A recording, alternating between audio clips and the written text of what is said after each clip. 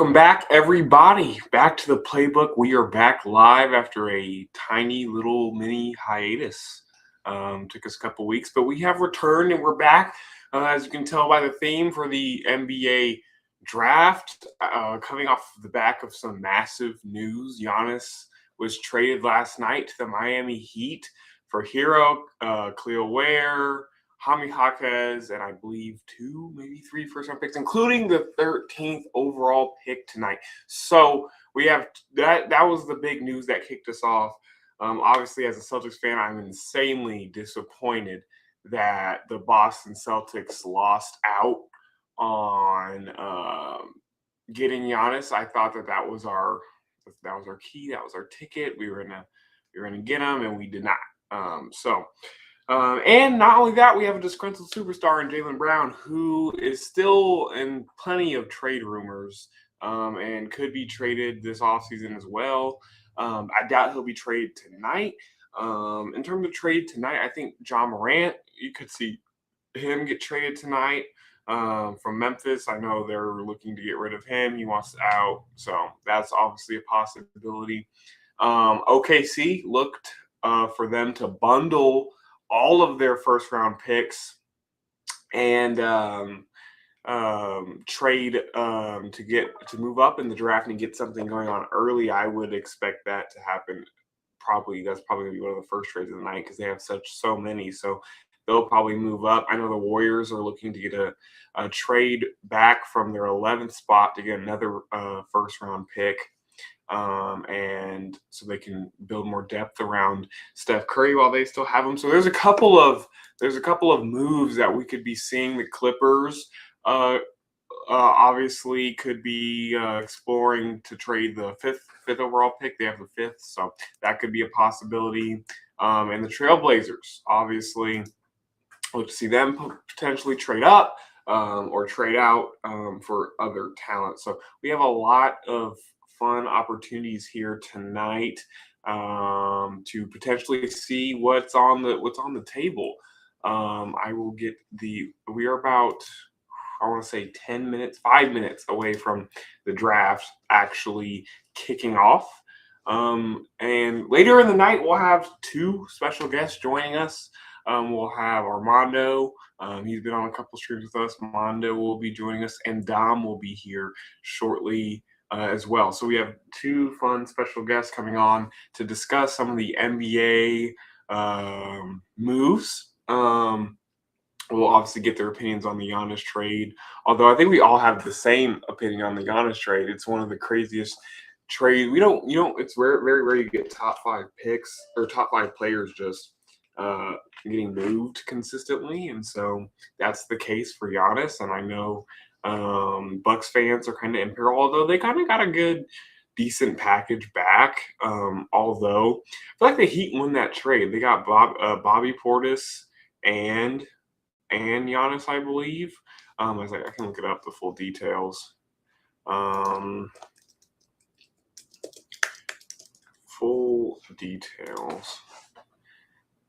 obviously this trade will not go through until July 6th.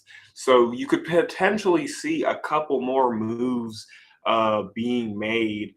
And so, I think that we have so yes, the Miami Heat got Giannis and Bobby Portis. So there's that. And then the Bucks got Tyler Hero, Jaime Jaquez, Cleo Ware, Kasparis. I'm not even going to attempt to say that last name. The first-round pick tonight, a first-round unprotected 2031, 33, and then a first-round swap in 30. Like, the good thing for the Heat is those picks don't even mean anything because they're 4 years down the line from now. So the Bucks, in terms of a rebuild, you didn't get any additional first-round picks within the next 4 years, let alone this year or next year. You know what I'm saying? Like, that's tragic. You trade Giannis and you got 0 first-round picks for next year or the year after that. All of the first-round picks you just got were coming from the 2030 and years down the line. That's tragic. And then the other thing for the Bucks is you have an aging, expensive contract in Tyler Hero. I'm interested to see what that looks like. Obviously, you have a lot of cool young pieces to build around in terms of Khalil Ware, um, and Jaime Jaquez, Kasparis. He was a rookie, so he'll be in the second year too. Like, so they have a couple of like decent youngins to build around, but like, I don't know. I felt like the smart thing for them would have been to acquire Jaylen Brown from Boston, including 2 first-round picks these 2 years, and then flip Jaylen Brown for more picks to a contender that really wants them. So I don't know. It's one of those things where it's like you just have to take it on the chin, I guess. If you're Milwaukee, I mean, I guess no trade really would have felt worth it because we're talking about Giannis of all people. It's not, there's no package that's probably worth the value that Giannis brings to a team. The Heat, obviously, they cleared a lot of cap getting rid of Hero. I know Giannis is brought in, but they kind of have their team set now in terms of Davion Mitchell, Norman Powell, Andrew Wiggins, Giannis, and now Bam Adebayo. So they have a couple interesting moves to be made. I think that they have a couple things that could benefit them in the long run. So I'm looking forward to see that. That's probably enough on the Giannis trade for now until we get the other two in here to discuss their thoughts. In terms of the NBA draft, I mean, this is a stacked draft, especially the first 2 picks. Like, this is one of the few years where you cannot miss. I mean, if you get AJ Debance, who I think obviously he's my number 1 player in the draft, I think if you get AJ Debance, you're looking at obviously a future superstar, stud all around. I think just total dog. And then if you'd say, hey, if the Wizards say, hey, no, we're gonna get Darren Peterson. See, look at ESPN has Darren Peterson as the best available. We go get Darren Peterson, who is a electric shot maker. Dude can shoot the ball over anybody. It is what it is. He's making that in your mouth, all over you, dude. He can shoot the ball. Okay. Obviously, Cam Boozer, All-American, or excuse me, he was the Gatorade Player of the Year when he was in high school. And obviously he was an All-American. He was, probably best freshman in basketball. He's a stud. Cameron Boozer from Duke, total stud, and whoever gets him will likely like him. And then as we go down, like, this is just a stacked class. So much talent. Excuse me. No French guys in the draft this year. No Wembys or Risa Shays. So it's we're brand new here as they're just getting started here, showing us AJ Debance, Darren Peterson, Cam Boozer, all fresh to death in their suits. Caleb Wilson's also in the building. I think everybody right top. This is. I guess the question with this draft isn't who's going to be the first 30 to go. It's more of like where they go. Also, again, like, you could see the Clippers totally trade back because the Pacers traded away their first round pick for the GOAT himself, Ivica Zubac. So obviously that's tough, right? We love Zubac around here. So Darren Peterson, I guess he would have been more considered, maybe potentially the number 1 guy in this draft if he didn't. If he wasn't so hurt all the time. Like, he's always injured. He stays injured. And so he played he played very few games last year. I'll look it up to be for sure. But it wasn't very many.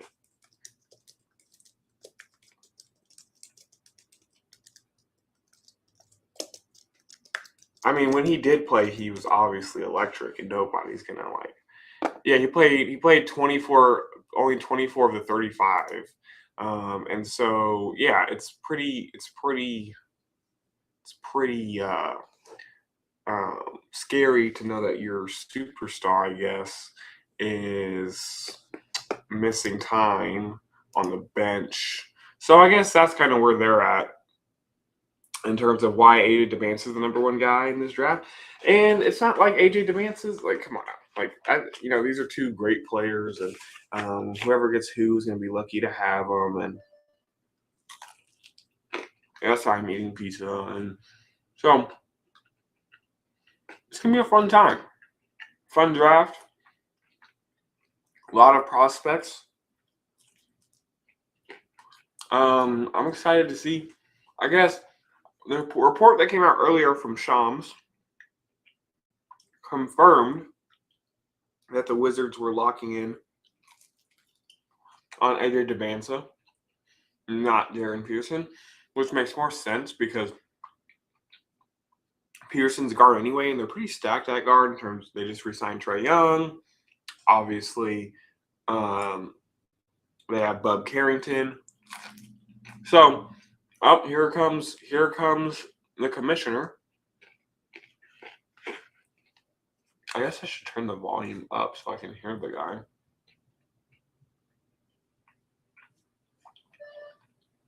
Good evening and welcome to the 2026 NBA Draft. And now he's yapping about random stuff. He's talking about the New York Knicks, the defending champs. Hurts my soul to say that.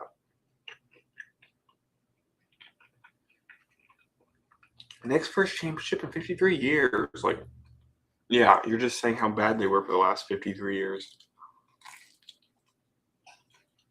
What was that, 1970 something? Jeez.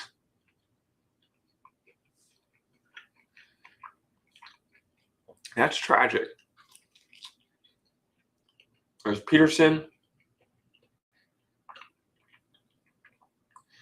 I mean, you saw it. Like, he's a second team Big 12 player, but he's only that because he didn't play. He didn't play at all. AJ Dubance, dog. So, the commissioner's talking about it right now in terms of Jalen Brunson was the second round pick. He wasn't even picked until what? Pick 33, I think. Maybe he was pick 31. Maybe he was the first. Washington's officially on the clock. I'm sure this will take all of 24 seconds. They kind of know who they're going to get. Celtics are on the clock later in the round. It would be interesting to see what they do. Knowing they were, trying to get Giannis not too long ago. So I'm insanely disappointed in that. I really wanted to get Giannis. I did. And we're looking at Richard Jefferson. We got RJ, Kenny the Jet, Jay Williams, and then the Sports Center guy. I don't remember his name. Like, at all. I'm sure we'll hear from Shams later tonight for potential trades, and honestly, just because Shams gets airtime, I guess. I don't know. Oh, shoot, I do need to. You know what? I'm totally right. I need to get Dom the link. That's my bad. So we will go ahead and do that.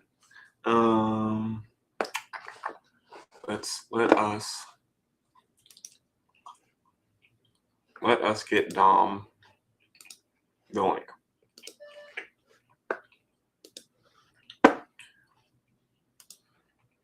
Yes, this pizza is good for all those wondering.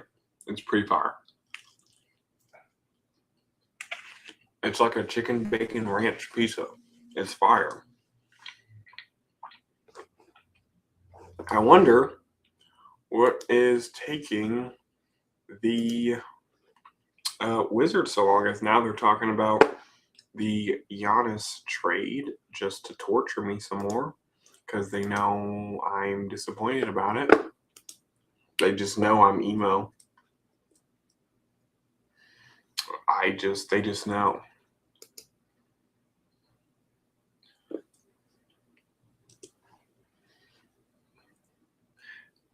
Kenny the Jet. Yeah, like what is taking so long with Washington?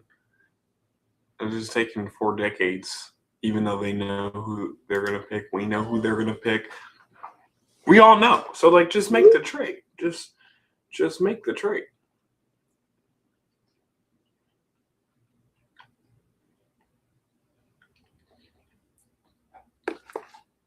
Yes, I am very depressed that we did not get Giannis. I am very, very emo about that. Um, very, very saddened by that news. I don't know. I don't know. I thought that we had the better offer anyway. So I guess in my mind, Giannis had been a Celtic for weeks.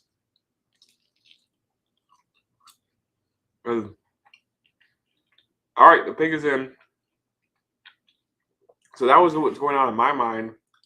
And then last night happens, and obviously we see how that went down. And now that's not going to happen. Giannis will not be a Celtic, at least not this year or next year or the next couple of years. You don't just trade for Giannis for like 2 years. That's not how that works. When you trade for Giannis, that is a long-term commitment. As Dom has officially entered the stream, we will get him loaded up on here. What's up? Dom is here.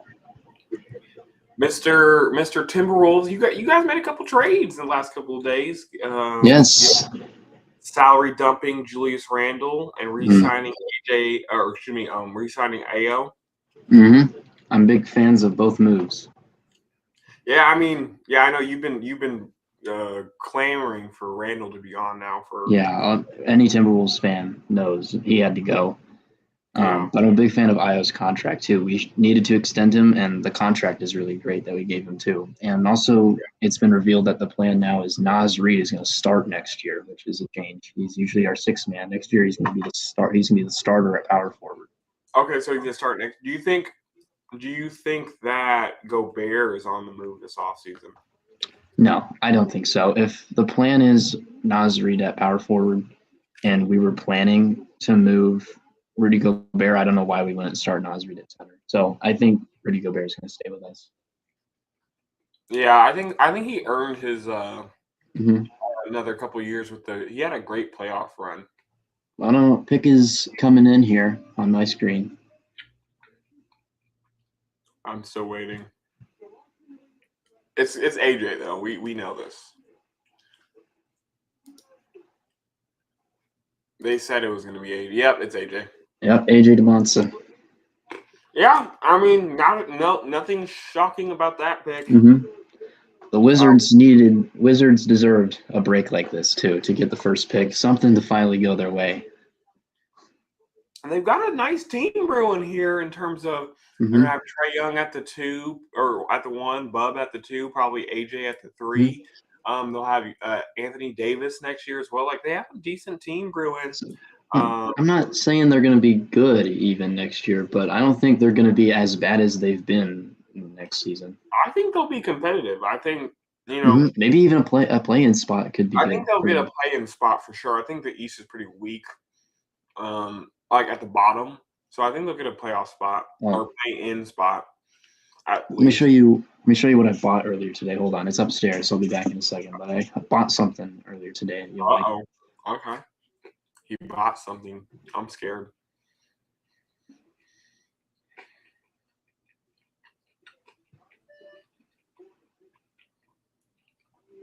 And they're bringing up AJ, how he's a big Celtics fan, which he is. Obviously now we'll be playing the Celtics.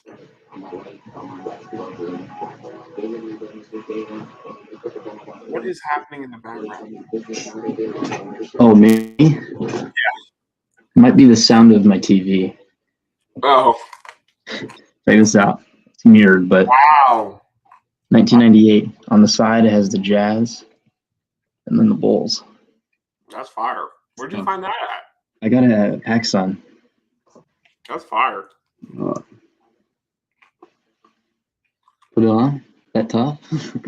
Wait, why did they? Why is one of the things under AJ DeVance's thing says favorite movie is Like Mike?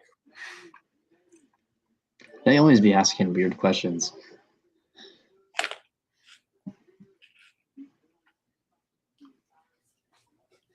So the AJ is his dad's is ancient or ancient. I don't know how to say that name.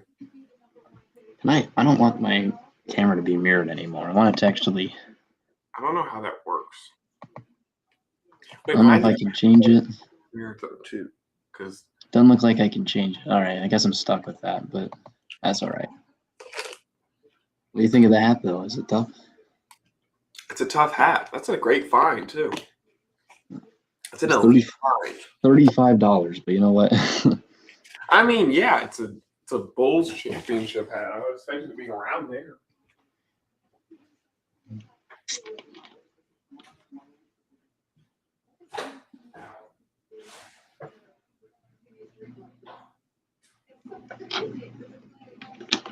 But that means Darren Peterson will be headed to Utah.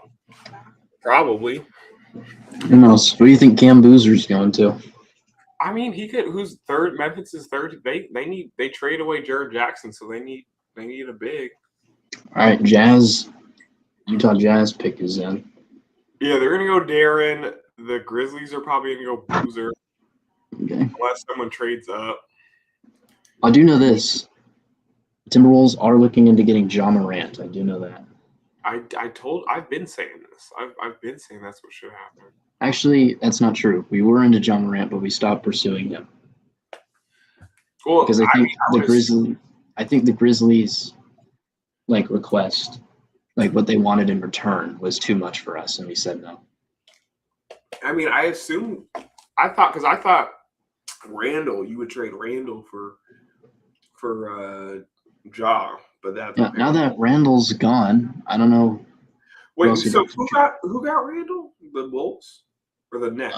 The Nets got Randall, and we got a second round pick in return. I mean, yeah. Or no, I think we got just a pick in return. I don't know if it was first or second. Bulls got Claxton, right? That was. I'm not sure. I don't know a lot. I just know Randall's gone, and I said that's all I needed to hear. I mean, yeah, true. Yeah, I'd say the same way like a Spurs fan would react if they heard De'Aaron Fox was gone. The Nets got Randall in the 28th pick. The Timberwolves got the Nets 33rd pick and forward Mo Guye, and then the Bulls got Claxton. So I gotta know, who do you think won the Giannis trade? The Heat won the Giannis trade. Even if they don't have any depth left? The only thing they traded was Hero and Kasparis, Cleo Ware, and Hami Jaquez. To me, you can replace all of those guys anyway, other than Hero, obviously. But what do you think this means for the Bucks, though? They might go in rebuild mode.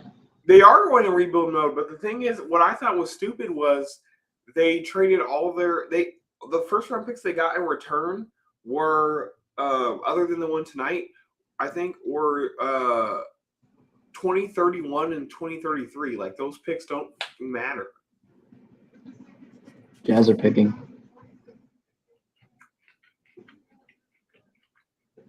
This is Darren Peterson. I'd be shocked. Darren Peterson. Yeah.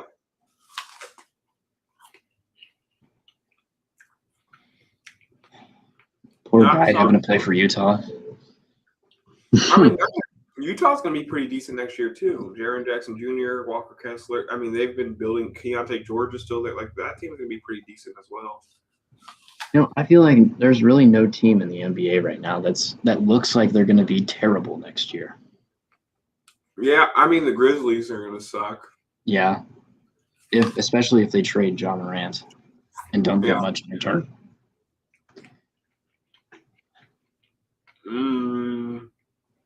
But yeah, I don't think there are going to be too many teams that are like poverty. The Bulls might suck. The Kings might suck. The Nets are gonna suck. Hmm. The Hawks should be fine. Mavericks should be fine. Bucks are gonna suck. Yeah. The Bucks might be decent. Who knows? Maybe Tyler Hero is the number one option. Will work out for them. He's been doing it in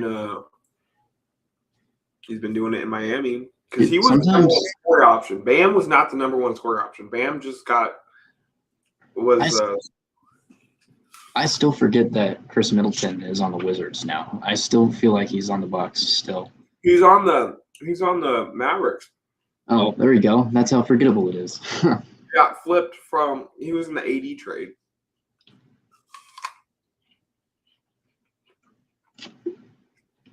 That's right. AD is on the Wizards now, isn't he? Yeah.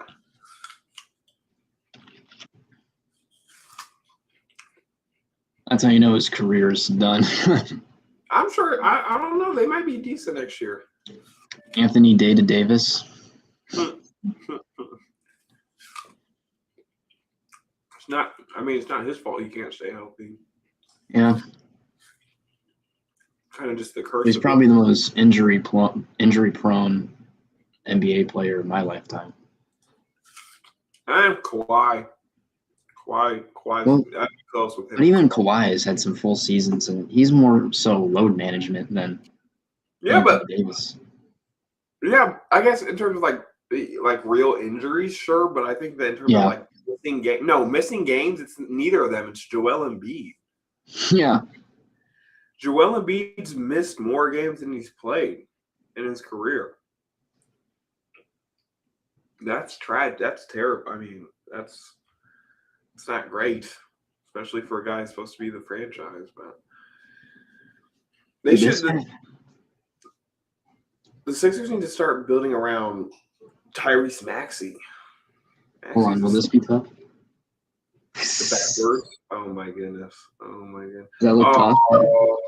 Darren Pierce's dad is crying. Oh, he's in tears. I don't think that was very tough. That's the best part is when the players' families are bawling. Yeah, I think Boozer's next, right? Like, I don't know if I like this setup.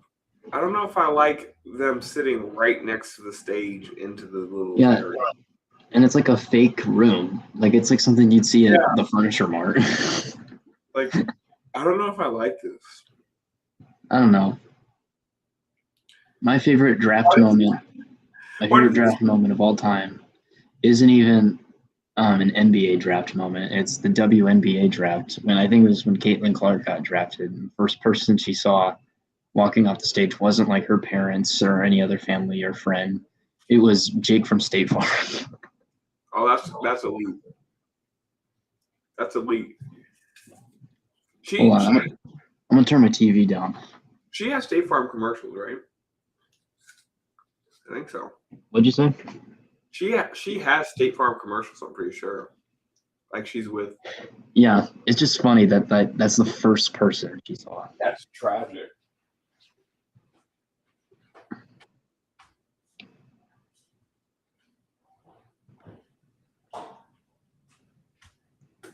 I feel like what makes the NBA draft a little more exclusive than the NFL is there's only 60 picks. Mm-hmm. And they take forever too. I don't know what it is. Yeah, I don't think they'll ever expand the draft because there's only 15 roster spots compared to 53 that's on an NFL roster. So the pick is in. I would be shocked if it wasn't Cameron Boozer. He's definitely the best available.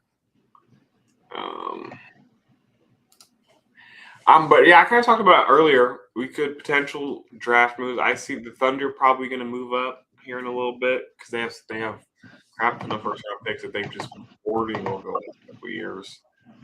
So I can see them packaging and moving up. If I'm the Warriors, that's who I want. I want to trade with OKC.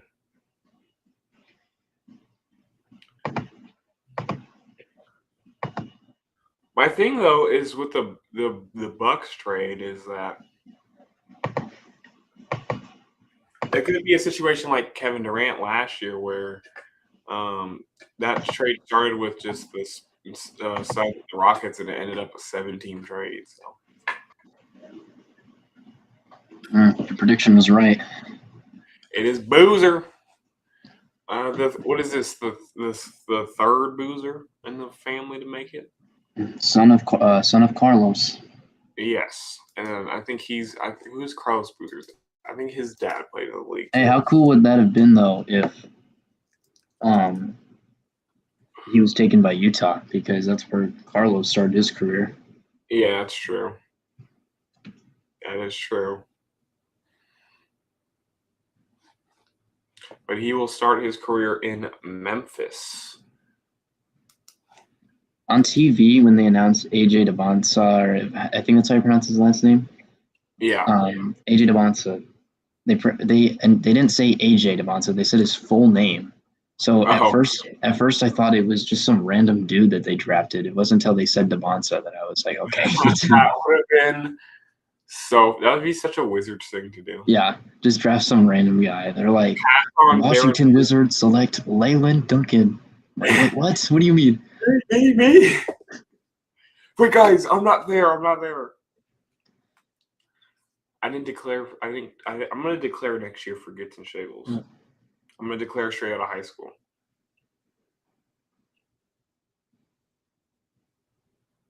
I'm gonna be 18. I'm gonna send my papers to the NBA. I'm declaring for the draft. They're gonna be like, application declined, bud. Yeah. It's like a job application. They only take the best. I don't know. I'm pretty sure anyone can declare, but I think you have to be considered like a real prospect. You have to have like some paper or whatever that the NBA sends you. And yeah, I wonder I would assume Carlos is there. And next year, Caden Boozer will probably declare for the draft. So. You said this is the third Boozer. Who is the second? I lied. I thought Carlos's dad made it, but I lied.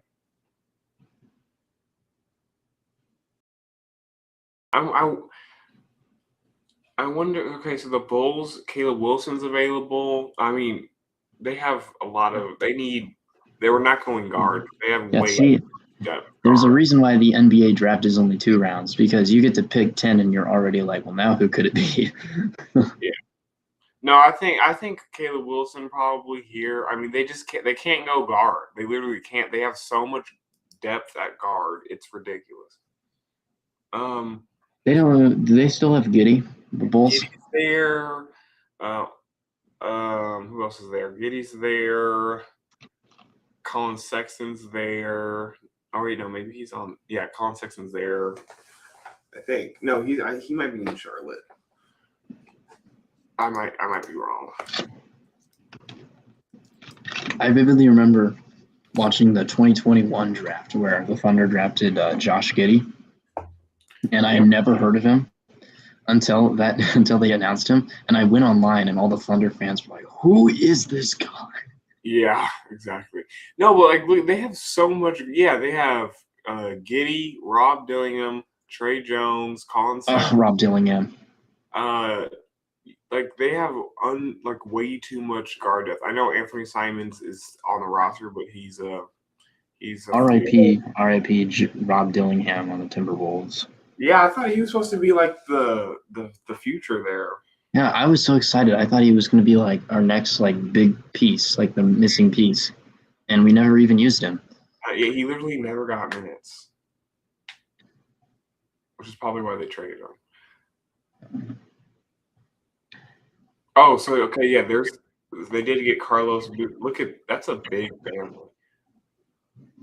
Man, he looks the exact same.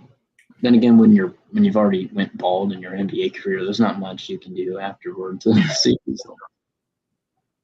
Probably a little bit on the bigger side now, heftier side now. Pig is in for Chicago. I would assume Caleb Wilson here from UNC. That's funny. So he got drafted right in between his dad's 2 teams, the Jazz and the Bulls. Oh yeah, that's true. That's true. I wonder. Okay, the Clippers, they're not going to go guard either because they have Garland and so I doubt they go guard. I don't. Uh, so then the next, yeah, Nate Ahmet. This is a big guy from yeah. This is a big guy from Michigan. He's available too. I could see. I mean, I don't know. Yeah, the Bulls. We know it's big. We know for sure it's big because they have way too much guard depth. Okay, I got my thing up too. Like it's the guard depth is ridiculous. If you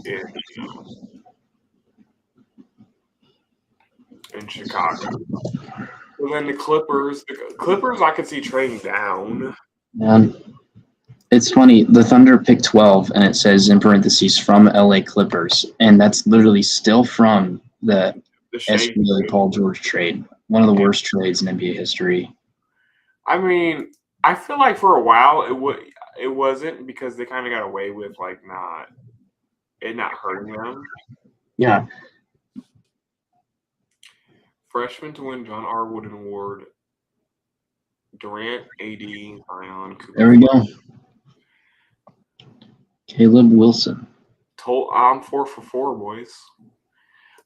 But the Clippers pick, I don't know. I actually have no idea what they're gonna do here because. Here's the thing, though. The Clippers from that trade made one conference finals in 2021, and the Thunder are now they made two. Best team in the league, have a two-time MVP. They made – oh, no, they did only make one. I was thinking of for some reason I thought that the bubble, they made it. They didn't. They blew a 3-1 lead in the bubble. Yeah, they blew a 3-1 lead to the Nuggets that year. They really should have had at least one ring from that team. That team was stacked. And it looked like Paul George. They traded 7 first-round picks to the Thunder. Zubac. They had Marcus Morris. They had Lou Williams, who was still really good off the bench. They had who else was there? Like, could you imagine if they just kept all that to themselves, let SGA develop, never did the Paul George trade, and Kawhi Leonard still signed? SGA would have developed in LA. I think he got the benefit of going to OKC, who was rebuilding. He got to learn from Chris Paul. Yeah, that is true. The Chris Paul effect is definitely a real thing. So I think that really like kind of how like Wemby got to benefit from having Chris Paul around. So I think that was pretty big for him. I'm not saying he would have been bad because I think he would have been a good player. I just think that he would have. I think that he wouldn't have been as good as he is now if he hadn't gone to OKC. But I agree because a lot of those picks, you know, and not only the picks they got from him, the picks they got from Washington and from the Russell Westbrook or the Rockets, from the Russell Westbrook trade, and then the picks they got from Golden State, I believe it was, for Chris Paul. Like they have a lot of they're just sitting on a lot of picks. But yeah, you look at this Clippers depth. I'm looking at their depth right now. Yeah, guard. I wouldn't expect them to go guard. I think center. They're going to go the big guy. The Clippers are going to go the big guy from Washington, or from Michigan.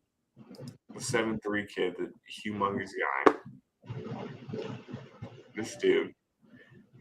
Ade Mara. This dude is huge.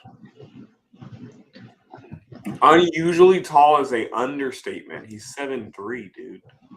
He's 7'3", 255. I was wrong. There is a guy from Nebraska. Ranked Masters in this draft. I thought there wasn't anybody from Nebraska. No way. There is. What is he? He's not going. He's no way he's getting drafted. Yeah. And then Josh Dix from Creighton is in the draft too. Josh Dix is a dog. Josh Dix was one of the few bright spots from Creighton this year. Or this year, I guess. Yeah. Yeah, no, he's one of the few. Let me see. A lot of guys from Houston. That's odd. Oh, we got Not a guy really. from Israel. Really? Noam. Yes, we got a guy from Israel. Noam Yaakov. Let's see. Is he a dog? Okay, dude. I was playing NBA 2K14, right? Right. I was doing this last night, and I was gonna play. They have a bunch of like like Euro League teams in that game, and I was gonna play a game like at a neutral site, and the neutral site was gonna be one of those stadiums. And I was like scrolling through the stadiums, and all of a sudden I see Tel Aviv Arena. I'm like, I cannot play there. I gotta play there. We're playing there. We're going to Tel Aviv, boys. We're going to Tel Aviv. That's our senior trip, right? Tel Aviv. That's my seat. Yes, that's of course. Why wouldn't it be? Where else would I go? I gotta pledge my allegiance to BB. As Caleb, they're showing Caleb Wilson's highlight. Oh my goodness, he's just yamming on people. Clippers pick is in. Yeah, I would be shocked if they go guard. I mean, like they have way too much depth at guard. Like any of the guards you draft now is going to be splitting minutes with Garland and or Benedict Mathurin. It's weird. They on the NBA website they have a draft board and an all picks 1 through 60 tab, and it's just the same thing. It just looks different. Oh, it's weird. Yeah, I think they're going to go with the big guy because they need, especially after they lost. I like when they say pick is in, and then they talk for 15 more minutes. I know, right? No, they lost Zubac, and like their best center right now on the roster is Brook Lopez. So like Brook Lopez. Hey, don't diss on the Brooklyn Nets all-time leading scorer. I'm not dissing on that. I'm simply just How old is Brook Lopez now? He's got to be like almost 40. He's old. He's been in the league for a long time. Yeah. He was already old when I started watching basketball. Brook Lopez. He's got to be. Why is his age not popping up? He's 38. Yeah, honestly, that's even younger than I would have. Yeah, no. Have you heard? I met Brook Lopez at Disneyland. That's my claim to fame. I met him at. We were at Disneyland, and it was the Pirates of the Caribbean. Oh my goodness! They do. Who they draft? Okay, they went. Okay. They went guard. They went guard. Like they have so much guard depth. I just don't understand. I mean, yes, but like, fine, I guess. They just want. If they want, they're gonna go 2020 Houston Rockets. I guess. Just oh my goodness, start a 6'3" guy at center. No, but I met Brook Lopez at the Pirates of the Caribbean ride at Disneyland. Like I was getting in line, and it was everybody that was like getting off the ride. I looked to my right, and I'm like, I see this tall figure in a hat, and I'm like, huh, that looks. I literally said to myself, that looks like a basketball player, and I couldn't see his face, and then I turn around and I hear him talking. I'm like, oh my god, this is Brook Lopez, just at Disneyland. Yeah, I mean, I guess. I mean, Wagler's a dog, so like I'm not dogging the guy, but I just felt like they have so much depth. The Nets are definitely going Darius Akif. Like definitely. I would be shocked. I would be baffled because they talk about a team with no guard depth. That's the Nets, dude. I just realized I never opened the chat. Anybody? Nope, not yet. I don't think we had the one freaking AI guy pop up. Like he does every stream. He just walks in and is like, yeah, we always have. There's always a bot. I don't know what that is. It's one of those bots. They want you to like go buy like views or whatever. It's kind of like how Instagram would be like boost your post, and it doesn't really boost your post. It just freaking sends a bunch of bots to go like in. You know, but yeah, like the Nets have zero guard depth at all. Like this is horrendous. Yeah, they're definitely going Darius Akif. I could see them going big too, but I doubt it. They're going to draft a power forward to replace Julius Randle. He's already there. too late. You should. I wouldn't. I don't know anybody that they have two terrible contracts on their team now, and Julius Randle and Michael Porter Jr. and two guys who don't pass the ball, and Michael Porter. So they've just put up a graphic. It said he's the third player in NBA history who went to Illinois and was drafted top 10 in the modern draft era. But I don't know when is the modern draft era? Like when's the start of that? Probably when the lottery started. Oh, probably. I don't know though. I mean, Well, it says beginning in 1989 because that's when the 2-round format started. Okay, that makes 1989. sense. Deron Williams. I didn't see the other one. One of them was Darren Williams. Yeah, Kendall Gill was the other one. A man Darren Williams was once seen as on the same level as Chris Paul. I'll never forget. I mean, as a scorer, he was a dog. He wasn't Chris Paul. Utah Jazz Darren Williams was elite. Dude, and then the 2017 Cavs got him, and they thought, like, oh, my God, he's going to turn the clock back, and he put up, like, 4 points per game. He was on the 2017 Cavs? He was on the 2017 Cavs, yes. Man, I didn't know they had that many old people. It was him. I don't know if he might have gotten traded mid-season, but it was him. Yeah, I just looked up. It says he was on Dallas, traded to Cleveland in 2017. Yep. It was, I think, in terms of unks on that team, it was him. Kyle Korver was on that team. Man, he retired pretty young too. He was only 33. Yeah, but he kind of fell off. So yeah, he tore his ACL at some point, and he got hurt pretty bad. Yeah, I'm telling you, if like guys who tear their ACL today versus back then, two different things because it's easier to cut because of the evolution of sports medicine. Yeah, I don't know what happened. It used to be you tore your ACL in the NBA, your career was not done, but like you wouldn't even be close to being on the same level. And nowadays, you can tear it, come right back. I mean, we just saw KD come tear his Achilles, and he didn't even tear his Achilles. He ruptured it. He literally destroyed his entire Achilles, and he came back like nothing ever happened. Nope. Yeah. And I do know Hakeem Olajuwon did the same thing back in the day. Hakeem Olajuwon ruptured his Achilles in the 90s, and then came back and was just as good. He was a big. He didn't really, I think it's harder for like wing guys like Tatum. Tatum's another guy that's come back. He came back the same year. He tore his Achilles, and I'm excited to see how Hallie does when he comes back. Yeah, dude, he's been not only did he deal with Achilles, he got shingles earlier this year. Like he's been dealing with a lot of crap.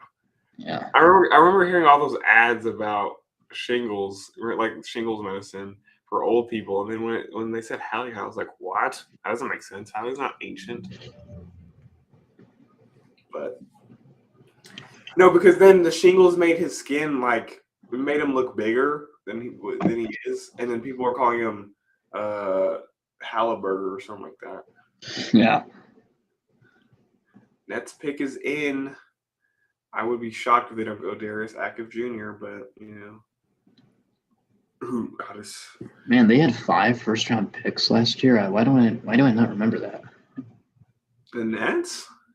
Yeah. What the hell did they draft? This team is terrible. Yeah, who did they use? Who were those? Mikal Brown Jr. That's it. Wait, they went Mikal Brown Jr. Huh. He's a guard, isn't he? They went him over Darius Active Jr. Okay, well. Kings are next up. I don't even know. Like the Kings need everything. Yeah, the Kings can just set anybody and be like, yeah. Sacramento Kings have ended their pursuit of Ja Morant. I mean, like, what were they going to do? The Kings are, they have this roster that, could weirdly be competitive in the future. Not in the future, like, next year, because obviously they have DeMar's there, Zach LaVine's still there. They have Sabonis. Domantas Sabonis is one of my favorite players in the league. I love Sabonis. Yeah, they have – dude, their whole team was on injured. They have Westbrook, Zach LaVine, DeMar DeRozan, Keegan Murray. Like this, like honestly, this lineup could be competitive. Like honestly, like I mean, obviously Russ isn't the player he once was, but he's not. He's not terrible. Zach LaVine's still playing great basketball. DeRozan's still a decent player. Keegan Murray, You know, young. it's Sabonis. so it is so weird thinking about how the Nets were literally a shoe size away from the NBA championship a couple years ago, and now they're in basketball hell pretty much. Yeah, I mean they're at the worst part of rebuild where they have like they have nothing to build around. Hmm. Like They don't nothing. even have a star player. Like they don't have a player where it's like at Their least he's best good. player, Like no, they have nobody. their best player last year was Michael Porter Jr. That's not a good thing to No, say. not a good best player. I mean, I love Michael Porter Jr. He's a bucket getter. Like for Michael sure. Porter Jr. was to Nuggets fans as to what Julius Randle was to Timberwolves fans, I and now don't the think so. I don't think so. I think Michael Porter Jr. was. I think because they traded him for Cam Johnson, and then Cam Johnson got the same slack that Michael Porter Jr. did. The issue with the Nuggets isn't is they just don't know how to win close games, bro. They're just like it's just impossible. Like the thing with the Nuggets is if Murray and Jokic aren't hitting, they won't win. Like they both have to be hitting at the same time. So like I think for the Nuggets, it's they gotta get a third star. Like especially if they get like imagine like it's like Murray, Christian Brown, a star wing, Aaron Gordon, Jokic. Like that would be tough. I don't know who the wing would be, but hey, sign LeBron. Now you have Jokic, Christian Brown, LeBron, oh yeah, that's realistic. Aaron Gordon, and yeah. But my thing is, wherever LeBron goes, it's not going to be too far from Cali. Like it's just not because he's going to want to stay in Cali. That's why like I don't see him going to Cleveland like everybody's like bringing up. I'm like, guys, like I don't. That's not realistic in my opinion. Like I don't know. Why would if you're LeBron, let's just say Dominic is LeBron. Yes. You are 42 years old at this point. You're getting wherever you go, that's an instant 55, $60 million, right? Hmm. But think about it. You spent the last 10 years of your career almost in LA in the beautiful hills in your lovely Wow, mansion that's weird to think about. It's almost been 10 years. with your kids who's now also on the team. Why would you, even though you're frustrated with the Lakers organization, but why would you leave LA to go to Cleveland, Ohio?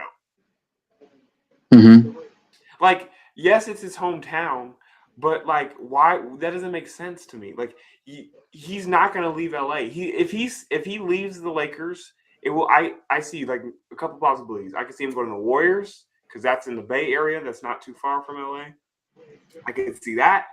I could see Sacramento. I could see anywhere in Cali other than the Clippers. I don't see him going to the Clippers. I feel like that would just be weird. I don't think Sacramento would be too. I think it's not gonna be Cleveland anywhere. I don't see him going anywhere East Coast really. Minnesota.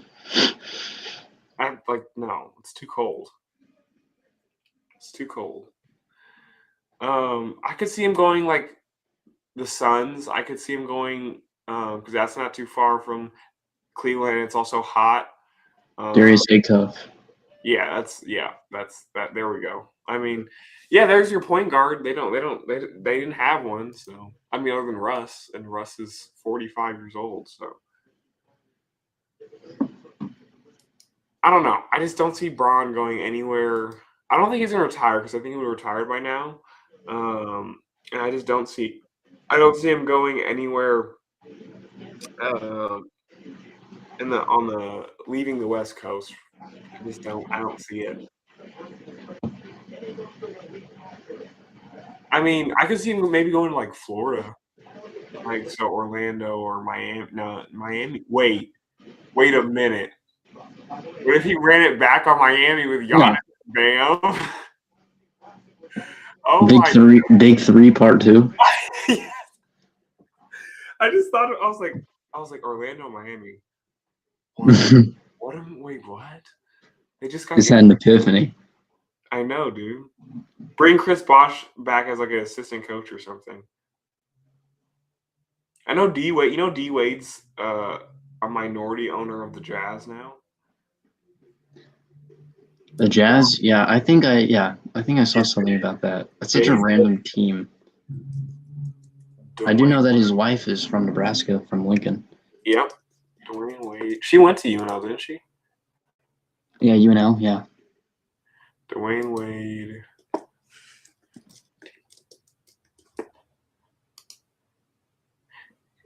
Yeah, minority owner of the Jazz. Like what? But yeah, I agree. Why the Jazz? Why did D Wade buy the? I mean, he didn't buy the Jazz. He bought a minority stake.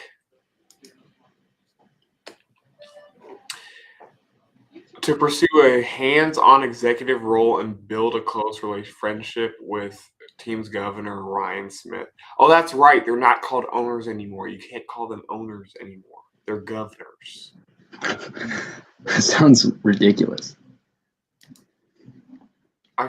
You want to know why they did that? It's because remember when Colin Kaepernick, all this stuff happened with Colin Kaepernick, and he called like the NFL like the modern day slavery. That's ridiculous. And people were like, wait a minute, we cannot, guys, we're governors. Listen, we're not gonna get into the Colin Kaepernick stuff, but like that part of like when he said that, it's like I don't know about that one, but yeah, I mean, there's weird like if you go on the history of sports in general, there's weird ties to that situation, like whole thing. But like you get paid millions of dollars to play a sport. You know what I'm trying to say? Yeah. Okay. Ryan Smith. Okay. This is the minority or majority governor.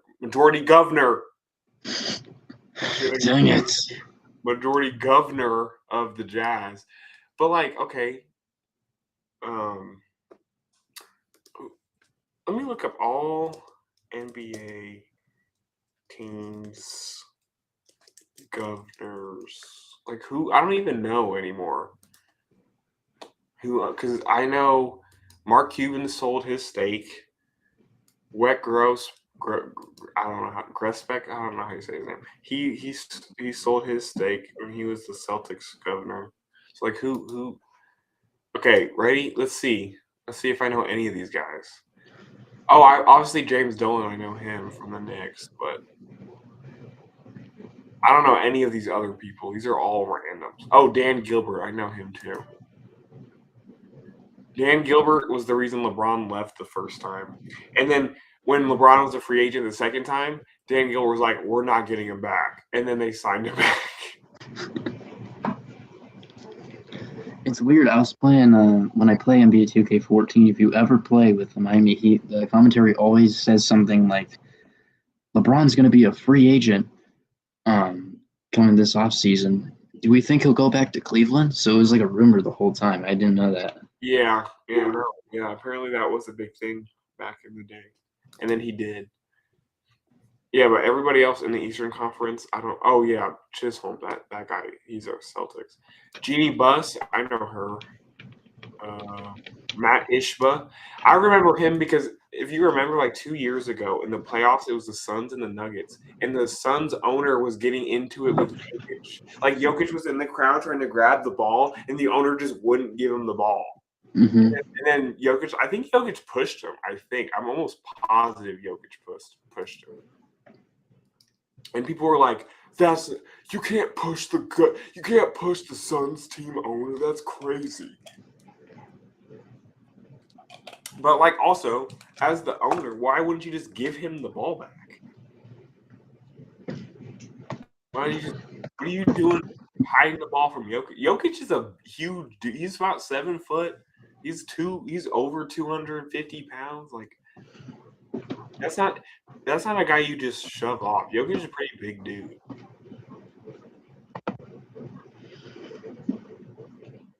Jokic also has two big brothers that you don't want to mess with. There was like this. Remember when Jokic like just totally shoved Marcus Morris in the back? It was like I forgot what happened. Like Jokic was going to pass the ball, and Marcus Morris just like shoulder checks him and walks away. And Jokic got up. He got so mad and just blows right through Marcus Morris and got ejected. And Jimmy Butler was like, "Meet me in the back. Meet me in the back." Fun times in NBA lore.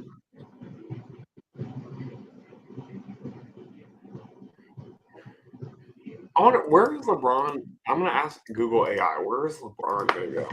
Where LeBron going to sign? He should totally go to Chicago. See how Really? much that. No, I just thought about that. Oh, Google says LeBron James is most likely going to re-sign with the Los Angeles Lakers, though he remains an unrestricted free agent, evaluating all of his options, including potential retirement. With NBA free agency reopening on June 30th, the 31-year-old superstar has not made a definitive comment. Rumors, betting markets, and insider intelligence heavily favor a return to Los Angeles, but a few alternative scenarios are being actively monitored. Okay, so the Lakers are the favorite, the Warriors, and then obviously the Cavs. Then he could retire as well.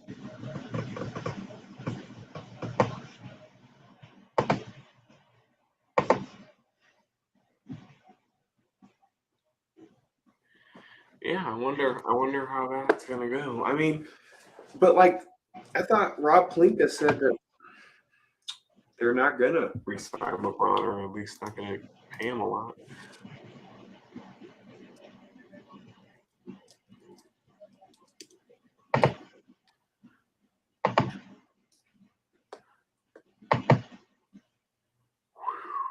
Kingston Flemings.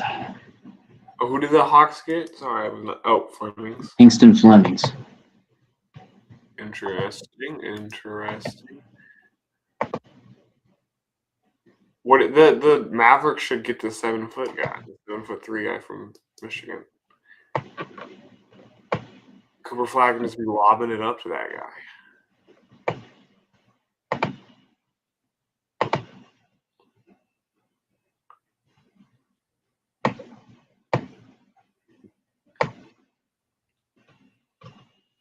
Oh, he's averaged 16.1% or 0.1 points per game, 39% from three.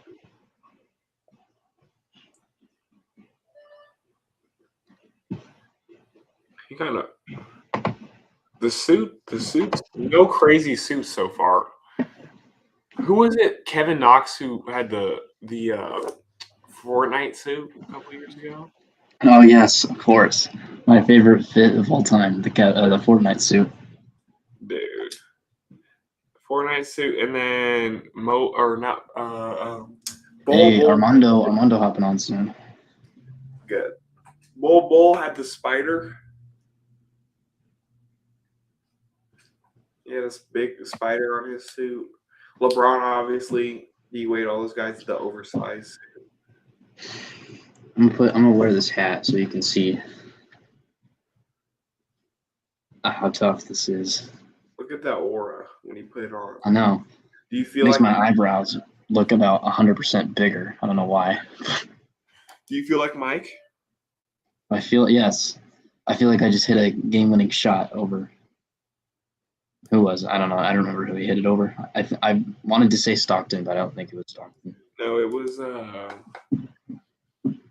don't remember. Hey, shout out John Stockton, man. He gets disrespected.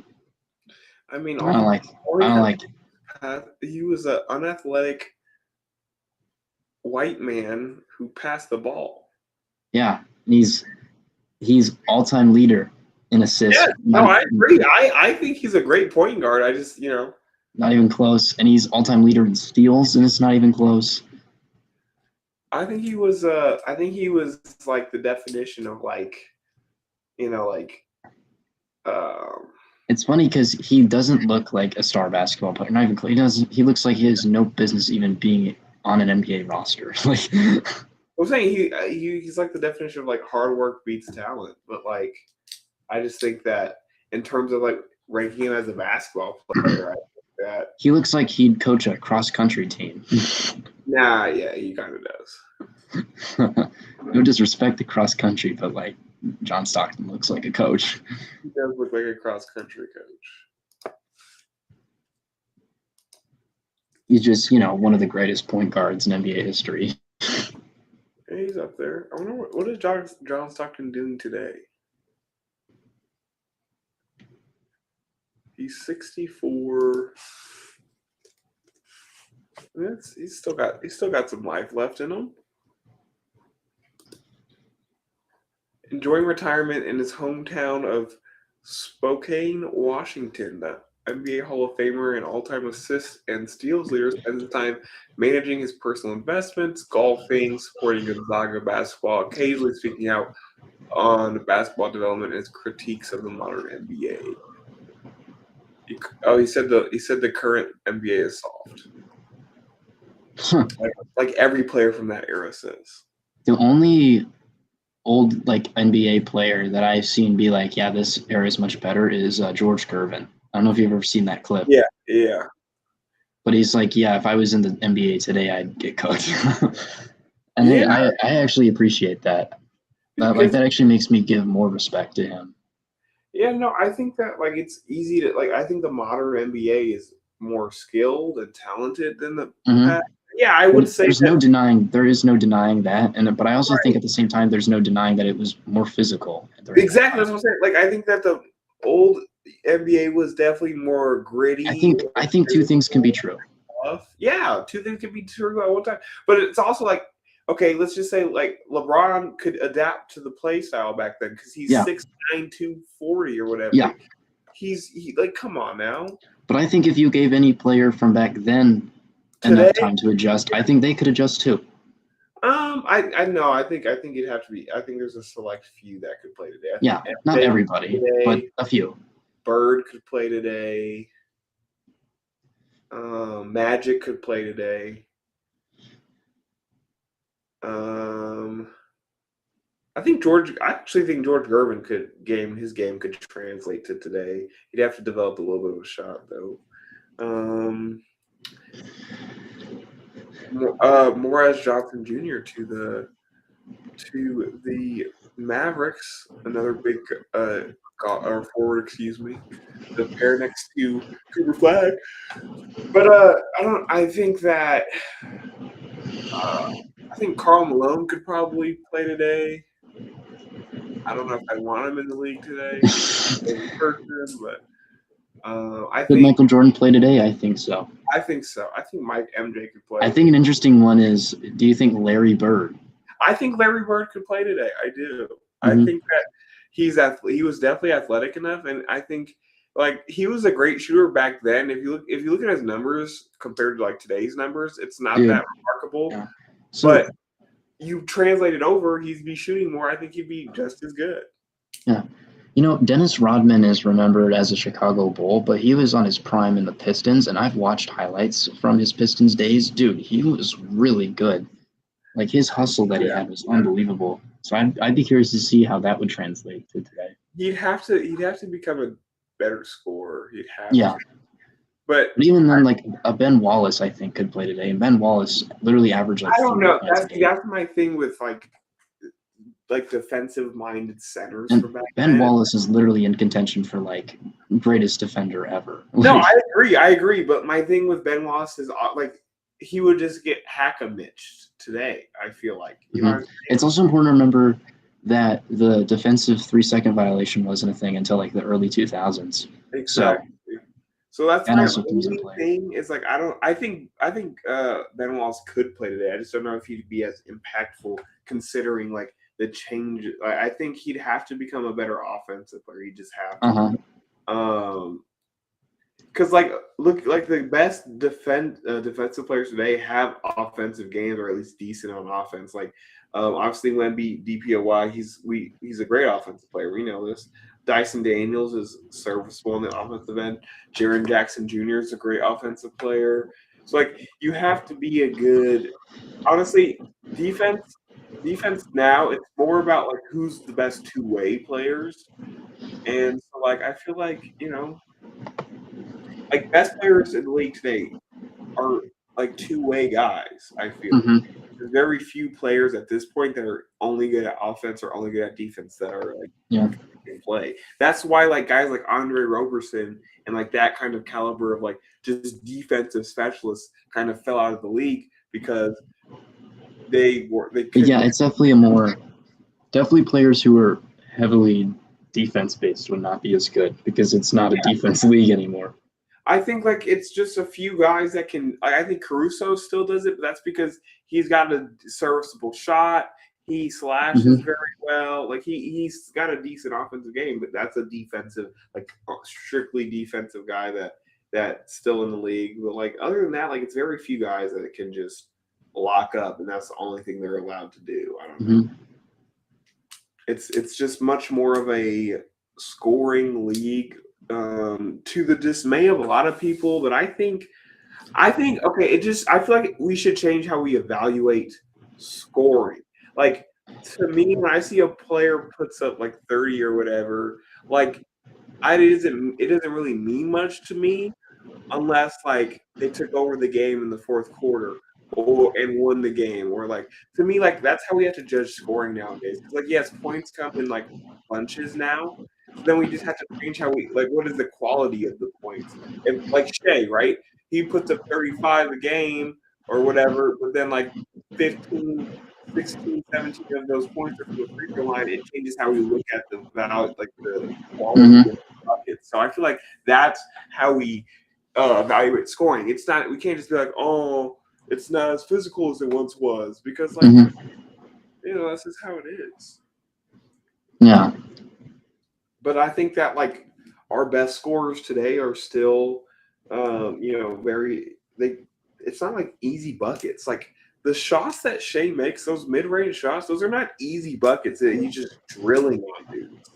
I think that, like, it's way harder now, like, bucket, like, I think it's hard to say. I think it's easier to score, but it's hard to get buckets, dude, because a lot of these dudes, like, a lot of these shots, man, are insanely tough shots that these dudes make easily. They make it look so easy.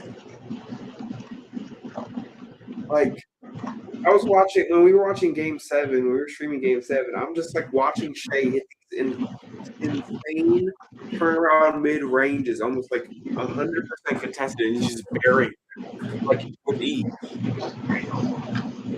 To me, like, that's what kind of changed. That's what's kind of changed in the league today. It's like a lot of these guys, they're getting buckets, insane, tough, hard buckets that, like, they're contested.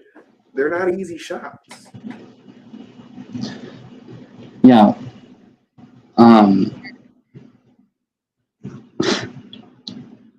Yeah. Dude, points, just like, it's also, it's unfair to, the points thing has always been, unproportionate because pacing of the NBA is always different every year. Averaging 25 points a game in 2011 is a lot different than averaging 25 points a game today. What's up, Mondo? What up, Mondo? What's good? What's good, everybody? What's good? Guys, the Thunder are going to draft the 7'3" guy out of Michigan to be their Wemby stopper. I'm telling you right now, that's what's going to happen.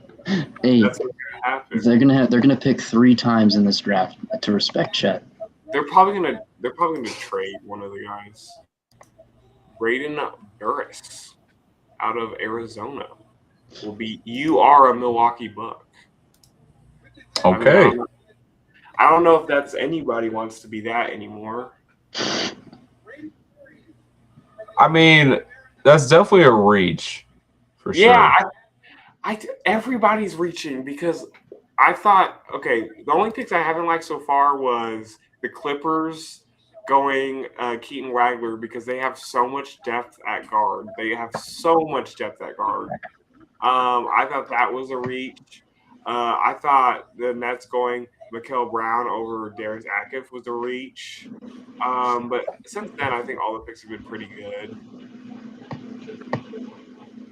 The Warriors are probably – I don't know who the Warriors – I actually don't know. I heard that they wanted to trade down. But Yeah. it's too late for that. They don't really need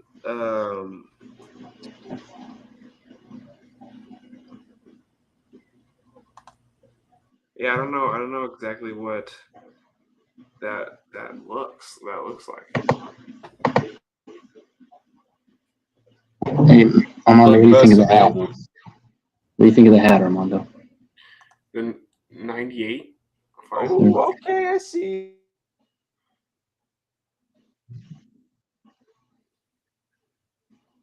You know, it sucks that you can't get a Minnesota one. Cold like Minnesota. But They need to start seeing dry like Minnesota because that's the championship room right now. It's pretty dry. Hey, now, hey. Dude, we need – Ant's going to lead you out to the promised land. Trust. It's happening. It's happening.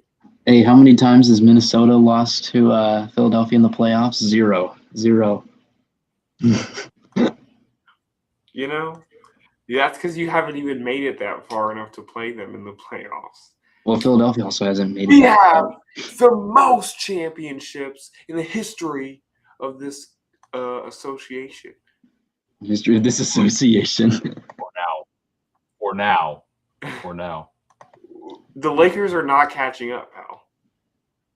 Yes, they are. Yes, It's they are. more Yes, likely Timberwolves are more catching likely up. that Boston wins banner number 20 than the Lakers take back the lead or tie. I'm telling you, bro. I'm telling you. Hey, man, who knows? We're about to bring – dude, I'm so mad we didn't get Giannis. I'm so mad. And the report that came out today was that they were unwilling to give up Shireman and Hugo Gonzalez, which is like people are like flaming that. But like if it was me, I wouldn't have traded either of them for Giannis either. I don't know. I think that I feel like it's tough because now you have a disgruntled superstar in Jaylen Brown who's like insanely frustrated. But like the Heat fleeced the Bucks in my opinion, and so like I don't know. I feel like I thought that the Bucks would have rather had Jaylen Brown, but I guess not. I thought that maybe, yeah, I don't know. They're still saying that maybe Jaylen Brown gets traded because of how mad he is. But like to where though? That's the thing. I don't know. Like I don't know. I mean, I would like if we could flip him for you just depth. have to have like a good fit though. I'll tell you what, if you traded Jaylen Brown right now, what team do you think would give you the best deal? If I was Brad Stevens, I'm cooking up in my GM room. Best deal? I think you could get a lot from Portland. I think that they have a lot of young talent on that roster that you could get for Jaylen Brown.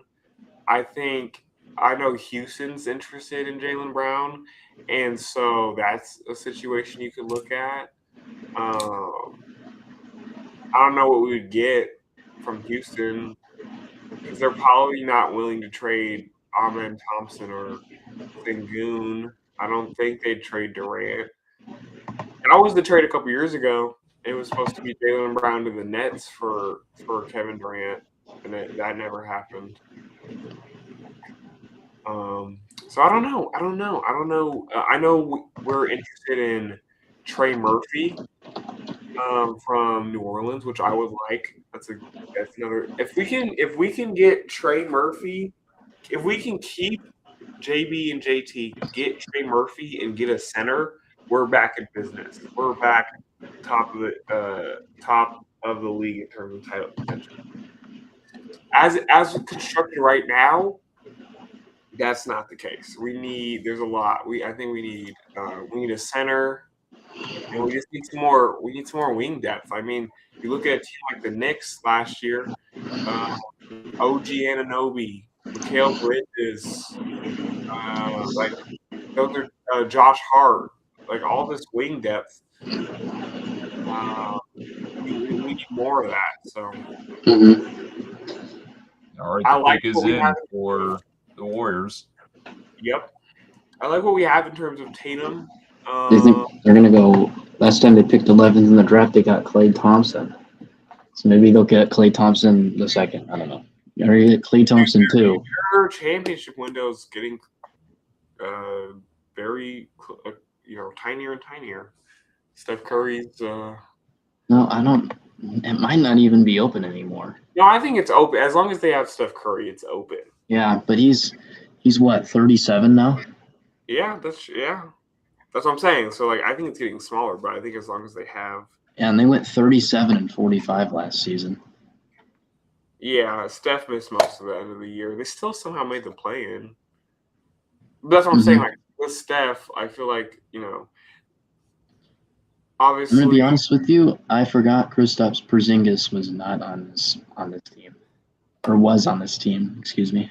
Yeah, he was on Atlanta last year, and then he got traded to the Warriors for Kuminga.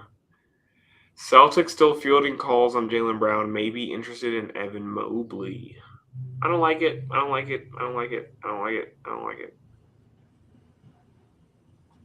If we trade Jaylen Brown, I don't want it to be anywhere in the East that could potentially be good. I didn't have no problem sending him to the Bucks because the Bucks are gonna suck if they only had Jaylen Brown. Like they were just not gonna be good. But the Bucks do have some good young pieces though too. Yeah, I'm saying now they're good. I meant like if like they went with the who the hell? Yaxel to them. Yaxel Lendeborg. Okay. Wow. Okay. Speaking of Michigan, I like that pick. Speaking of Michigan, I'm blanking on his name. Their head coach is the new coach of Dallas. Dusty May, yes. And the Blazers stole my favorite assistant coach from Minnesota. Yeah. Well, I'm really upset about that one. I think he's better than Finch, honestly. It was a matter of time before he got a head coaching offer because he had filled in 3-4 times in the playoffs as the head coach while Finch broke his ankle that one time, and then I think he just got ejected a couple other times. So it was only a matter of time, honestly, before. It definitely was. Yaxel Lindenbaugh. Oh, jeez, I can't speak. Lindenbaugh. Jeez. Going to play with Steph Curry. Maybe this means they get rid of Draymond now. They might have found their Draymond replacement. Yep. Because the role Draymond plays now, I feel like it doesn't work anymore. Like you just saw Cat kind of play that role as the hub of the offense, and he's a scorer, and he can still put buckets on. Draymond ain't putting buckets on nobody at this point. So I don't know. I think nowadays your hub or your offensive key has to be able to score and put up buckets. Whoever runs the offense has to be able to get buckets. And so for most teams, that's the case. Giannis runs the offense wherever he goes. LeBron's going to run the offense wherever he goes, LeBron or Luka. Tatum runs the offense in Boston. Ant runs the offense in Minnesota. These are guys who obviously have to be the main facilitator or kind of take that role, but they're obviously scorers. They get buckets. And so Draymond's role at this point is pretty useless considering he doesn't defend at the level he used to. And he can't shoot. You just leave him open, dude.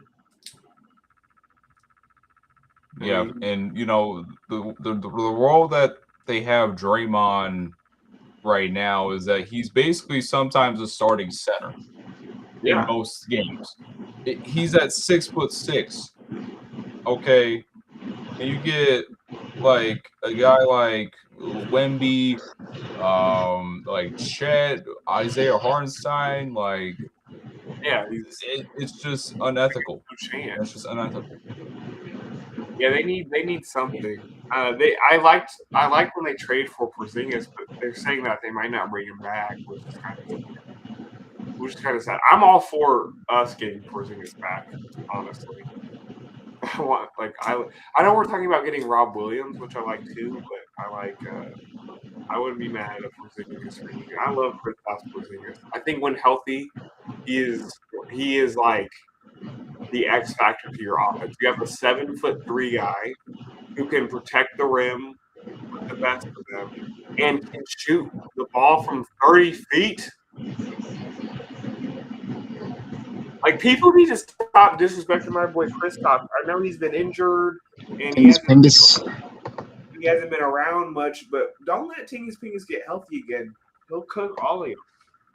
The last healthy Yeah. season he had, the last Hey, healthy, I do remember he's nice when he's healthy.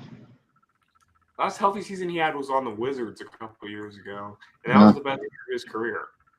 So his first year with Boston, obviously he wasn't healthy, but look, when he came in, he was the X factor on that championship team. For those three games he played, game 1, 2, and 5,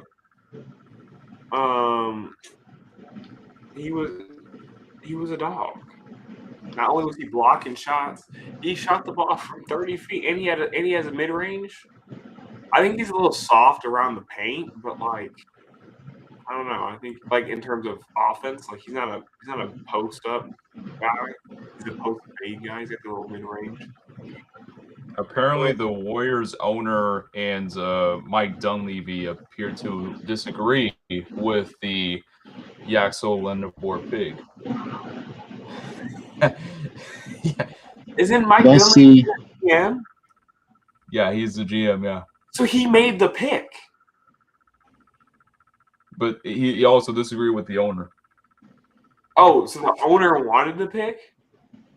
I guess. I mean, on the broadcast, they showed the draft room for the Warriors, and it showed those two disagreeing, it looks like. Uh-oh. So, I mean, I don't know. maybe they wanted to take a center in Mara, or maybe trade down. Yeah, I mean, I would have wanted Mara. But now he's going to go to the Thunder, most likely here. Man, the Clippers got to go to hell for this trade with SGA and Paul George. That was definitely one of the worst trades. I wonder, dude. Yeah, I'm telling you, worst. they're drafting Mara right here, and that's their Wemby stopper. That's literally gonna be like all you need to do in your entire career is stop the 7-foot demon in San Antonio. That's all you need to do. Imagine a lineup by them making this move. Do you think that OKC is going to move off of Hartenstein? No, because you can keep Because Hartenstein around. Bro, listen to this lineup. You go, you go Shea at the 1, Jalen Williams at the 2, Chet at the 3, Hartenstein at the 4, and Mara at the 5. Dude, And they do go Mara. I'm telling you, they bro. do go I'm telling you, bro. That is the Wemby stopper. They are going to literally commission this dude to be the Wemby stopper. And I'm telling you, that's the lineup. If I'm going up against the Spurs, that's my lineup. I'm going Shea at the 2, at the 1. Chet Holmgren, tuck your chain, Chet. I think Shea's 6'8", 6'9" as a point guard. Then Jalen Williams, he's 6'6", around there as a shooting guard. And then you go Chet at the 3 at 7 something 7-1 7-2. Then you go Hartenstein at 7-1 at the power forward, and then you go Mara at 7-3 at center. That's the Wemby stopping lineup. I don't know. Something about Mara pisses me off, man. He's just a younger Rudy Gobert.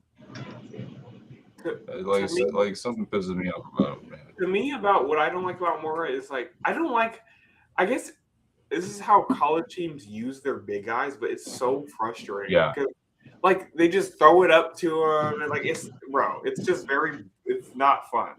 But I guess it's because in college there isn't a lot of 7-foot guys. No. Right? And then in the NBA there is. And even for the guys who aren't 7 foot, you're not, like this Mara isn't coming in the league. He's gonna, Jokic is what, 7 foot? So he's 3 inches smaller than him, and he'll destroy this kid. But you know what I'm saying? Like the skill level in the league, even if you are 7'3", it doesn't matter. You can't be tall. I mean, yeah, he provides that rim protection, but like also we're getting into how the bigs are in today's game. They're gonna force space, and they're gonna shoot on you if you can't defend them, in the paint. So Lamar has to get a 3-point shot to learn it, man. He has to learn one. He was 7 foot tall at the age of 14. Zach Edey and Wembanyama are the only other 2 players that are 7'3" or taller to be drafted in the first round in the last 10 years. Yeah, I mean, because that's kind of weird. That's kind of weird. Because guys that size really just aren't historically have not been very skilled. They just get tall. Like even guys like Yao Ming were they were injury prone. I mean, Yao Ming only played in the NBA for not even 10 years because he just kept getting hurt. Somehow made the Hall of Fame with no career accomplishments. He's the only player that made the All-Star team every year of his career. In fact. Yeah, as a tall.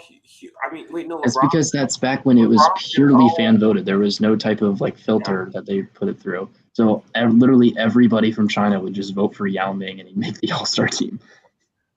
Dude is the most famous Chinese player ever. It's not even close. I like the rumor that he was Great made Wall in of China. Wait, what? Great Wall of China. Wait, Dom, you said this rumor or what? It was this stupid conspiracy theory that he was created in a lab in China. I believe it. What's that? That clip of him and Shaq, or Shaq speaking about him at the Hall of Fame, where he's like, "I didn't know he spoke English for so long until he said I go, great move, Yao," and he goes, "Thank you, my brother."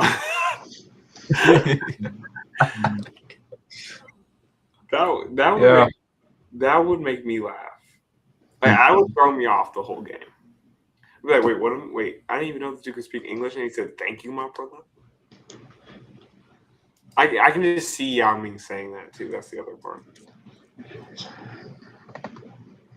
I mean, I guess there was a lot of upside for Yang Hansen as well, but he didn't play. That's the thing. He didn't play. Yao Ming. Because you got Klingon and then you had Robert Williams, so I mean it's kind of hard to really get this year. Because Rob Williams is gone. Klingon, I like Klingon a lot, honestly. He's been he's a rebounding machine. He grabs boards. He just gobbles up boards, dude. He's all he's been top of the league in rebounds every year of his career. He's just a board machine. I gotta ask, who's your favorite player of all time that didn't play for your team? Well, that's a tough question. Okay, that didn't play for my team.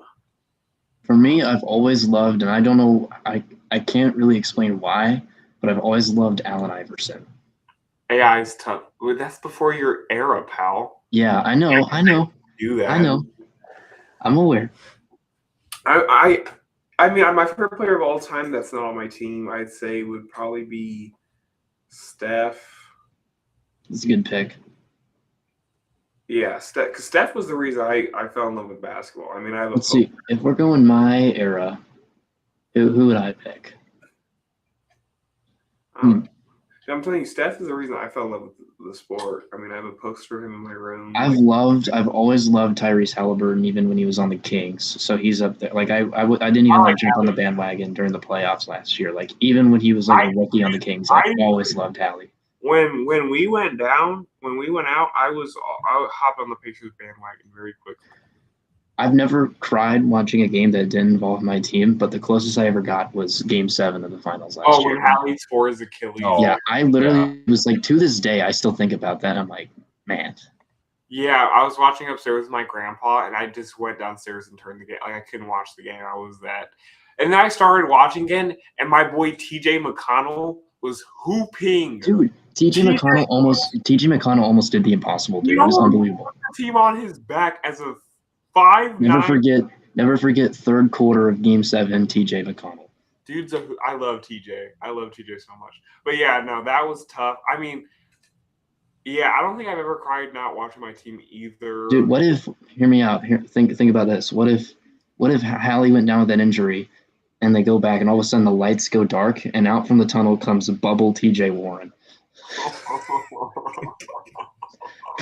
It's over. Would have been cooked. Over. Dude was putting up 50. No, he comes out to like the Undertaker's theme song and just, don't. Yeah, SJ is about to shoot a free throw, and all of a sudden you just hear the Undertaker gong. It's TJ Warren. Oh my God, it's Kane! My God, oh my! It's bubble TJ Warren. He's got like a mask on. I'll like let you know he's. Oh my gosh, Thunder would have been cooked. To answer your question, Dom, I think I have to go with like KD, and Giannis. That I feel like that would be. Yeah. I've always liked Giannis too. Yeah. I've always liked Giannis. I remember when they won the title. I watched that whole series, like every game in that playoffs. I watched with my grandpa. But I think so. Yeah, I think. And he was like, and we were like, when they won, he was like, that was like the most perfect ending to a basketball season. Like that I've gotten to watch in a long time. Like just it felt like the right way for the season to go out with Giannis winning the title, and like he put up 50 in the closeout game, like. And he was hitting free throws. He was hitting his free throws in that game too. I think my pick for my question is probably Tyrese Halliburton. If we're just going off our time, I'd probably pick Tyrese Halliburton. Yeah. I would say Anthony Edwards. Yes, sir. This, yeah. For this era, I'd say, because I guess Steph is this era, but like his best wasn't this era. So all time I'd go Steph. This era, as the Heat. Nate Immense. Oh yeah, that's finally he's off the board. I mean, that's their Jaime Jaquez replacement right there. 13th pick. Shout out Carl. Actually, no, let's not do that. Actually, dude, and that's gonna add.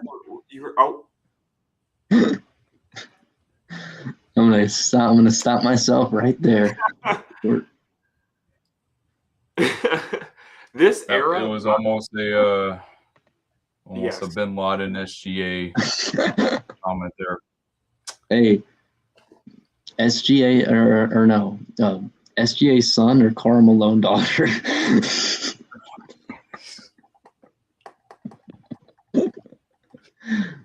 I don't know. It's a tough decision. I don't know. Or I probably shouldn't put Karl Malone and daughter in the same sentence, but yeah, no, that's no.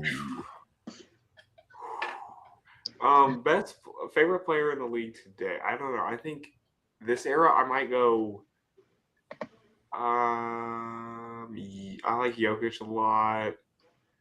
I'm sure Dom does it. I mean, actually, you would because you guys always Jokic. Yeah, I actually don't. I really do not dislike the Nuggets that much. This era, it's more so Scott Foster that I don't like. This era, I'd say, and I like. I'm gonna say two guys, and it's funny because they were essentially pretty much traded for each other. If you think about it, I'd say this era, Luca, and I'd say Cooper Flag. I like Luca. I like I Luca. understand why people don't like Luca, but I Yeah, like I Luca. get it, but I don't know. I think it's like, dude is like that is one of the like he will go down probably as the best scorer ever. Like the dude, like he just gets bucked. Like anywhere on the court. I honestly think I think he deserved MVP this year. I think he did. I know the Lakers were only the 4 seed, but I think he deserved it. Yeah, he's been deserving of an MVP because he's like he instantly will turn you like he can be playing with bums and that team will probably make the playoffs. Like probably. Because he makes everybody around him better for sure. Like if you're playing next to Luca, your shooting splits instantly are just going up. But the other guy, I said Cooper Flag. I love Cooper Flag. I love Cooper Flag's game. I think he's gonna be like this. The hype was warranted because the dude played. Remember at Duke, he played big. Last year he was playing point guard. At Duke, he was big. Last year, he was playing point guard, and he was doing it well. This dude is a stud. He can handle the ball. He just can't shoot great yet. He can handle the ball. He can dunk on your face. He's a great slasher. He's a great facilitator, dude. He's the future. He's the future. I mean, the reason why they ran him at point guard is because Jason Kidd didn't really, he just It was smart. It was smart because you know what? It was smart. Yeah. It kind of they did what Mike Brown did to LeBron early on, which was like make him develop those guard skills in the league, the ball handling, the facilitating, the passing, all of that. Because we already know that these guys can score. We already know Cooper Flag can score. We already know LeBron can score. But now you know that the offense can be run through Cooper Flag because he can be that facilitator. He's got the handles. He was playing big at Duke, and then he goes his next year, and that was genius level stuff by Jason Kidd to make him play point guard and develop those skills now versus later in his career where it's going to be tough because the teams would have been playing him at the 4 or the 3, but they played him at the 1, and he was hooping last year. I'm so glad he won Rookie of the Year because if they would have gave it to Con, I would have been pissed. I remember when LaMelo won Rookie of the Year over Anthony Edwards. I was not happy. That's pretty bogus. But you guys had a lot of depth that I think it was kind of unfair because Minnesota had that team was crowded in terms of players on that team. It was D'Angelo Russell was still there. Cat was still there. You still had, I think Wiggins was there for at least 1 year, but I could be wrong. You still had Patrick Beverley. That team was loaded in terms of depth, and so it was kind of. I wondered when they drafted him, where was he going to fit in, and then obviously he's Anthony Edwards. Versus as when Melo came into the league, the Hornets literally had nothing and nobody, so Melo obviously could just hoop and look great because the Hornets were the worst team in basketball potentially. And probably, I don't know. I was if they would have gave it to Con last year, I would have been pissed because, dude, Con, he's a great shooter, for sure. But that's kind of where the list ends in terms of his skill. He's not a great defender. He does not, other than shooting, he's not a great offensive guy. He doesn't have an elite handle. Again, there is definitely, if you can shoot the ball and to the level he can, it's ridiculous because, obviously he put up the most threes in a rookie season ever. He was putting up crazy numbers, but in terms of skill and talent on the basketball court, Cooper Flag was dribbling the ball, he was dunking the ball, he can do everything on the basketball court. There's not much I can't do. I was insanely disappointed in Ace Bailey last year. I thought he was going to be a lot better than he was. Oh, we have a trade. Uh-oh. I was disappointed in Ace Bailey last year. I was disappointed in. I thought VJ Edgecombe could have been better.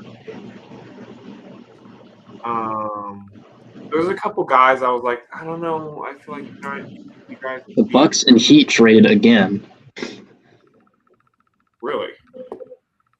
I couldn't catch the details of it, but all I heard was the Bucks are trading to the Heat, or Heat are trading to the Bucks. One of the two. But what? What was traded? That's what I was trying to figure out. I couldn't get all of it. Nothing in the first round. That's an early trade too. Hannes Steinbach. What is up with the Hornets and drafting white forwards? Just 2 years in a row, their first round pick. And then last year they also drafted Kalkbrenner as well. They're over whiteifying the Hornets.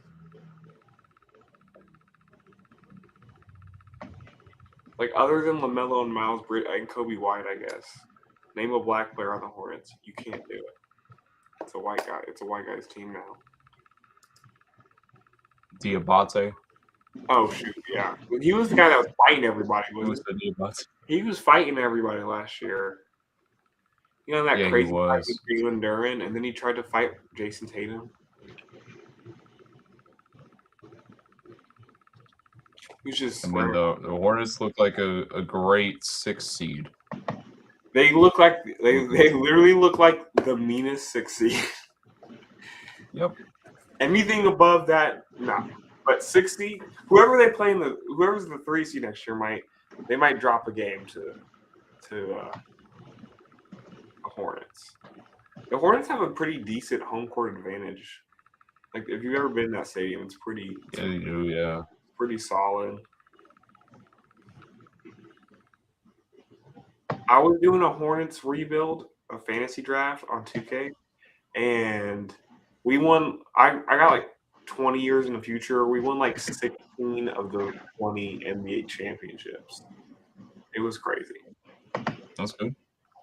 And like, I made Kemba Walker the head coach.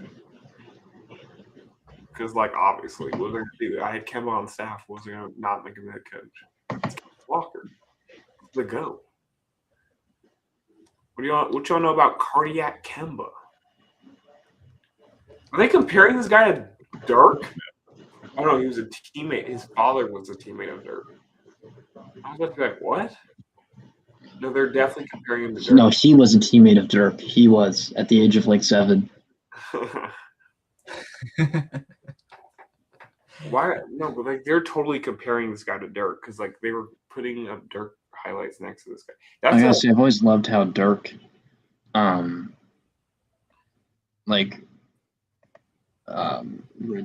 he retired at 41. I always liked that.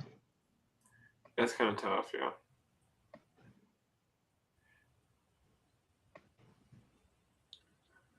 I mean, hey, the rotation with Kalkbrenner and Steinbeck as your front court some games, if you decide to move off of Diabate and Bridges, I mean, Bridges got to go. I don't know, man. He got to go. Yeah, Bridges got to go. I like what they have with Melo. Paying him $21 million, bro. Yeah, I like what they have with Melo, Khan, Kobe White, now Steinbeck, and you play next to Kalkbrenner. Who's their other center? Who played center last year? Because Kalkbrenner didn't start. Grant Williams. No, Grant Williams did not play center. He was hurt most of the year anyway. Yeah, like ACL or something like that. Oh, I totally forgot they have Brandon Miller too. Okay, yeah, the team is actually going to be pretty nice. So then you go Melo. Well then someone's gonna have to sit because like unless you're gonna go Melo, Kobe White, Khan, and then Brandon Miller at the 4, which I feel like he's too small to play the 4.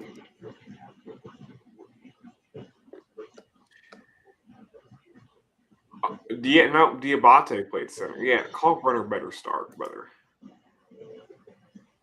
And Kalkbrenner did start until they found a starting lineup like midway through the season that they just carried throughout the because rest. it's like an insane amount of like I don't know. It's Melo, Kobe White, Trey Mann, Khan, Josh Green, Brandon Miller, Sion James, Liam McNeely's on this team, and then Balloon's on the team. Miles Bridges, Grant Williams, Bate, Kalk, Xavier Tillman.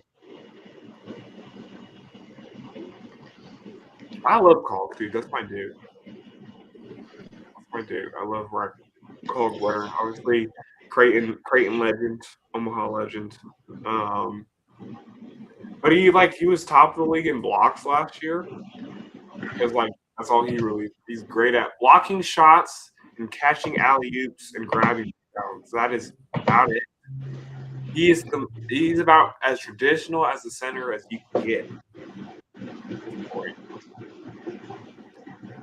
I would love for him to develop a 3-pointer. That would be kind of tough. He did knock down some threes while he was at Creighton. That was. He did. Whenever Cole hit a 3, you knew we were winning the game. We just knew. Oh yeah.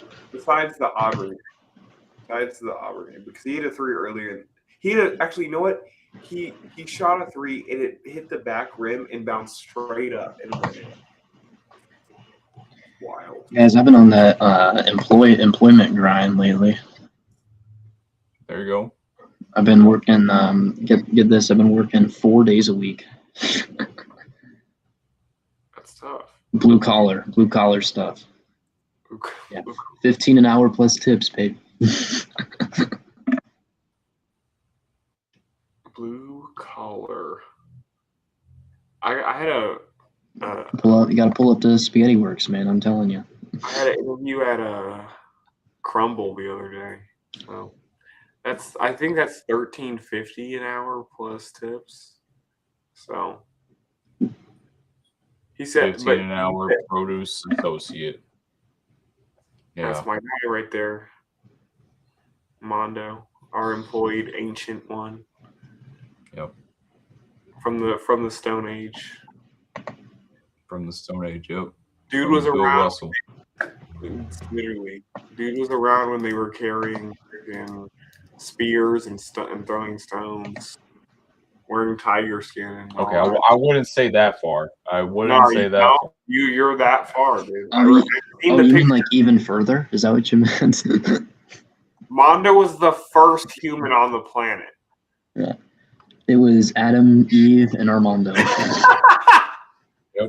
Yep. Oh my goodness! Can we amend the story to include Armando? Armando was, like when all this stuff happened with the serpent. Armando was just like across. He's just like in the background. He's like, I don't think you guys should be doing that. he was like, I don't know if you should be eating that fruit, guys. Dylan Swain going to the Bulls from Texas. They drafted him during the commercial break. Oh no, but my feed's ahead. Yeah. Oh, he got drafted on TV. Okay, good. I was like, ain't no way they gave him the Jokic draft. Yeah. In the first round, they're already doing Jokic picks. Yeah, I was way behind. I just finally caught up. I like Dylan Swain. I'm waiting for that Jokic Taco Bell meal. Who the is Tingus Pingus? I've never heard of it. Oh, that was funny. Hey, I don't want Evan Mobley, guys. No, I don't want Evan Mobley. Not for Jaylen Brown, at least. I'll take Mobley for like Derek White or something. I don't want Evan Mobley for it. That's a bad trade in my opinion. Brown from Mobley. Dude, Mobley's like he can't shoot. At least not to the level I'd like it to be. But maybe I'm wrong. Use part of NIL money to pay off mother's college debt. Now that's a son. That's an all-time son right there. W. It's a W. That is exactly how college kids should be using their NIL, not buying Lambos. Dude, my thing was like Shadur is a perfect example of this. Dude did not need NIL money. He's literally the son of Coach Prime. Like, he did not need. He was pulling up to practice in a Rolls Royce. Like that's tough. That celebration's tough. The only thing is, I wish he and I know you can't, but I wish he wore a watch like during games. That would be tough. Imagine you're just throwing dimes and you flash a AP Diamond edition friggin' me like shiny watch, dude. That'd be wild. I think it's cool that the New York Knicks won the championship this year. Just want to put that out there.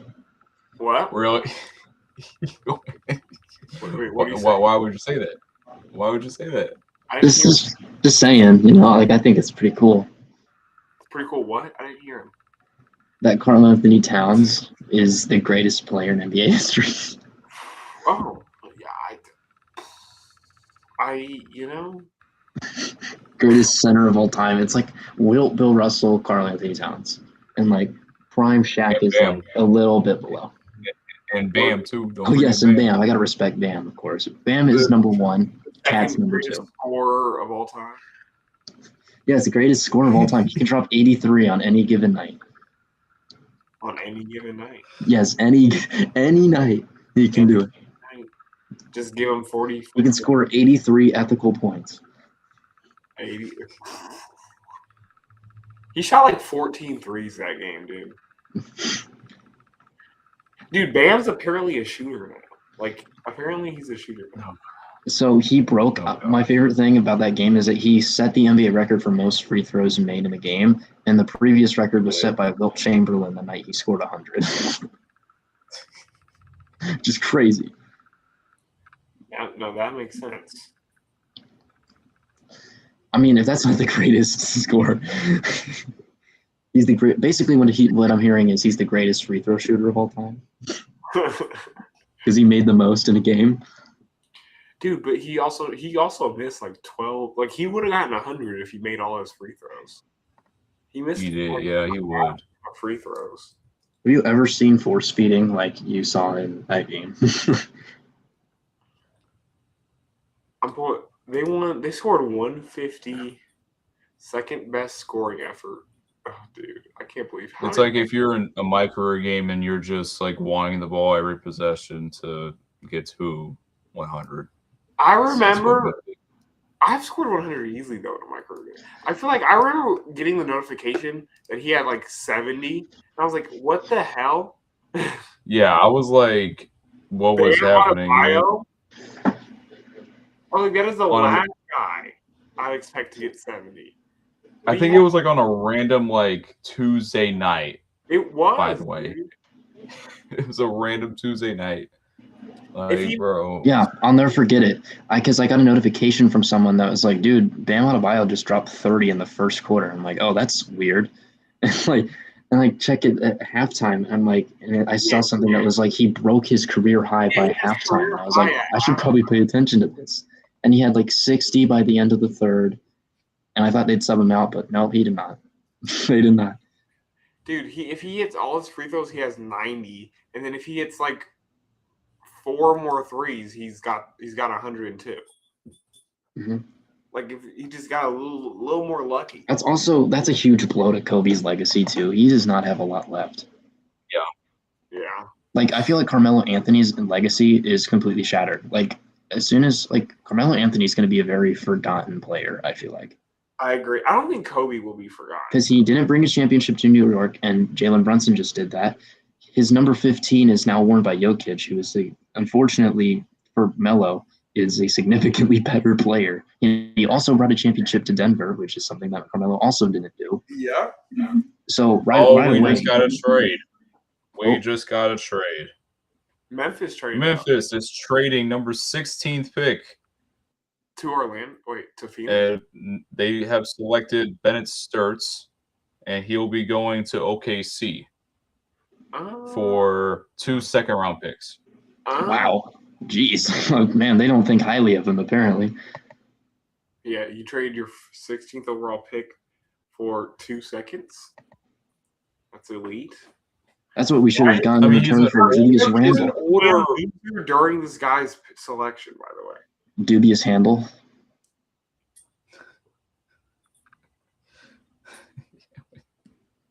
Dubious handle, yep. Worst player of all time, dubious handle. I'm free of Julius Randle. I was just waiting for your reaction because, like, oh no, Julius Randle and MPJ are gonna shoot the I got lights the notification. out. I didn't even look at the details. I saw Julius Randle traded, and all I read was those 3 words, and I was like, yes, he's gone. Finally, he's in purgatory now. Michael Porter Jr. and Julius Randle on the same team. The Nets are going to go 0-82 next year. Oh, yeah. Wait, what? Oh, yeah. You're going 0-82 next year? The Nets, because they have Michael Porter Jr. and Julius Randle. I know. The most lethal duo of all time. Michael the possession interior Porter Jr. Hey, on the Brothers in Paris song, Jay-Z says Nets could go 0-82, and that might happen next year. Because, like, who are they beating? Like, some of them have to be, like, just didn't try. Like, head-to-head, they're not beating anybody in the league, dude. No, they could lose to Memphis. Memphis sucks. Especially if they lose Ja. Like, Memphis would suck. I know they have Boozer now, but, like, I just want to be free. Free. I just want to be. And Sturts is like an older guard because, I mean, he's been in like college forever since Division II. So, speaking of being in college forever, I see why they wanted the trade.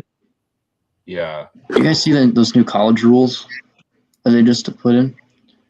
Now it's 5 years after your 18th birthday or 19th birthday, one of the two. That's when your college eligibility ends. It doesn't. There's no like exception to that. I think that's a good change. They said what? Your college now once you turn 24, you're not eligible to play college football anymore. I mean, that's how it should be. That's a good change. Yeah. Very few reasons you should be that age and still playing college. I get getting like an extra year of eligibility if you got injured and you got robbed of one of your years. I understand that, but I think you should get one redshirt year. I think that's it. I just want to be free. I mean, sooner or later they're going. And I think they should bring back. I think they need to bring back the rule that says if you transfer, you got to sit out a year. Yeah. Yeah. Yeah. No, but that's not going to happen because of the portal. Oh, yeah. Exactly. But it would slow down the portal a lot. You don't even have to get rid of the portal. Just bring back that one rule, and it immediately, like, it fixes a lot of stuff, I feel like. Because dudes just be bouncing. Pause. Nope. Resume. No, but yeah, the Wizards might not be too bad this year. Trae Young, AJ, Keyshawn George, and AD and Alex Sarr. That's a pretty decent team, all things considered. I mean, it's not like elite or anything, but they could put Bilal Coulibaly at the 2. No. Bilal and Bob Carrington are like some of the worst basketball players I've laid my eyes on. Like, and they get away with it because they're on Washington. But like, if you watch the quality of those freaking shots they take, dude, you'd like want to shoot yourself. Like they just suck at like their shot selection is terrible. I think Boston needs to trade away Jaylen Brown and Jason Tatum and rebuild around Derek White. They need to rebuild around Derek White. Jason Tatum will never be leaving my team. Do you understand? I don't care if he will be on the team 50-year-old and decrepit. And the only time he can leave is when Deuce. Goodness. When Deuce.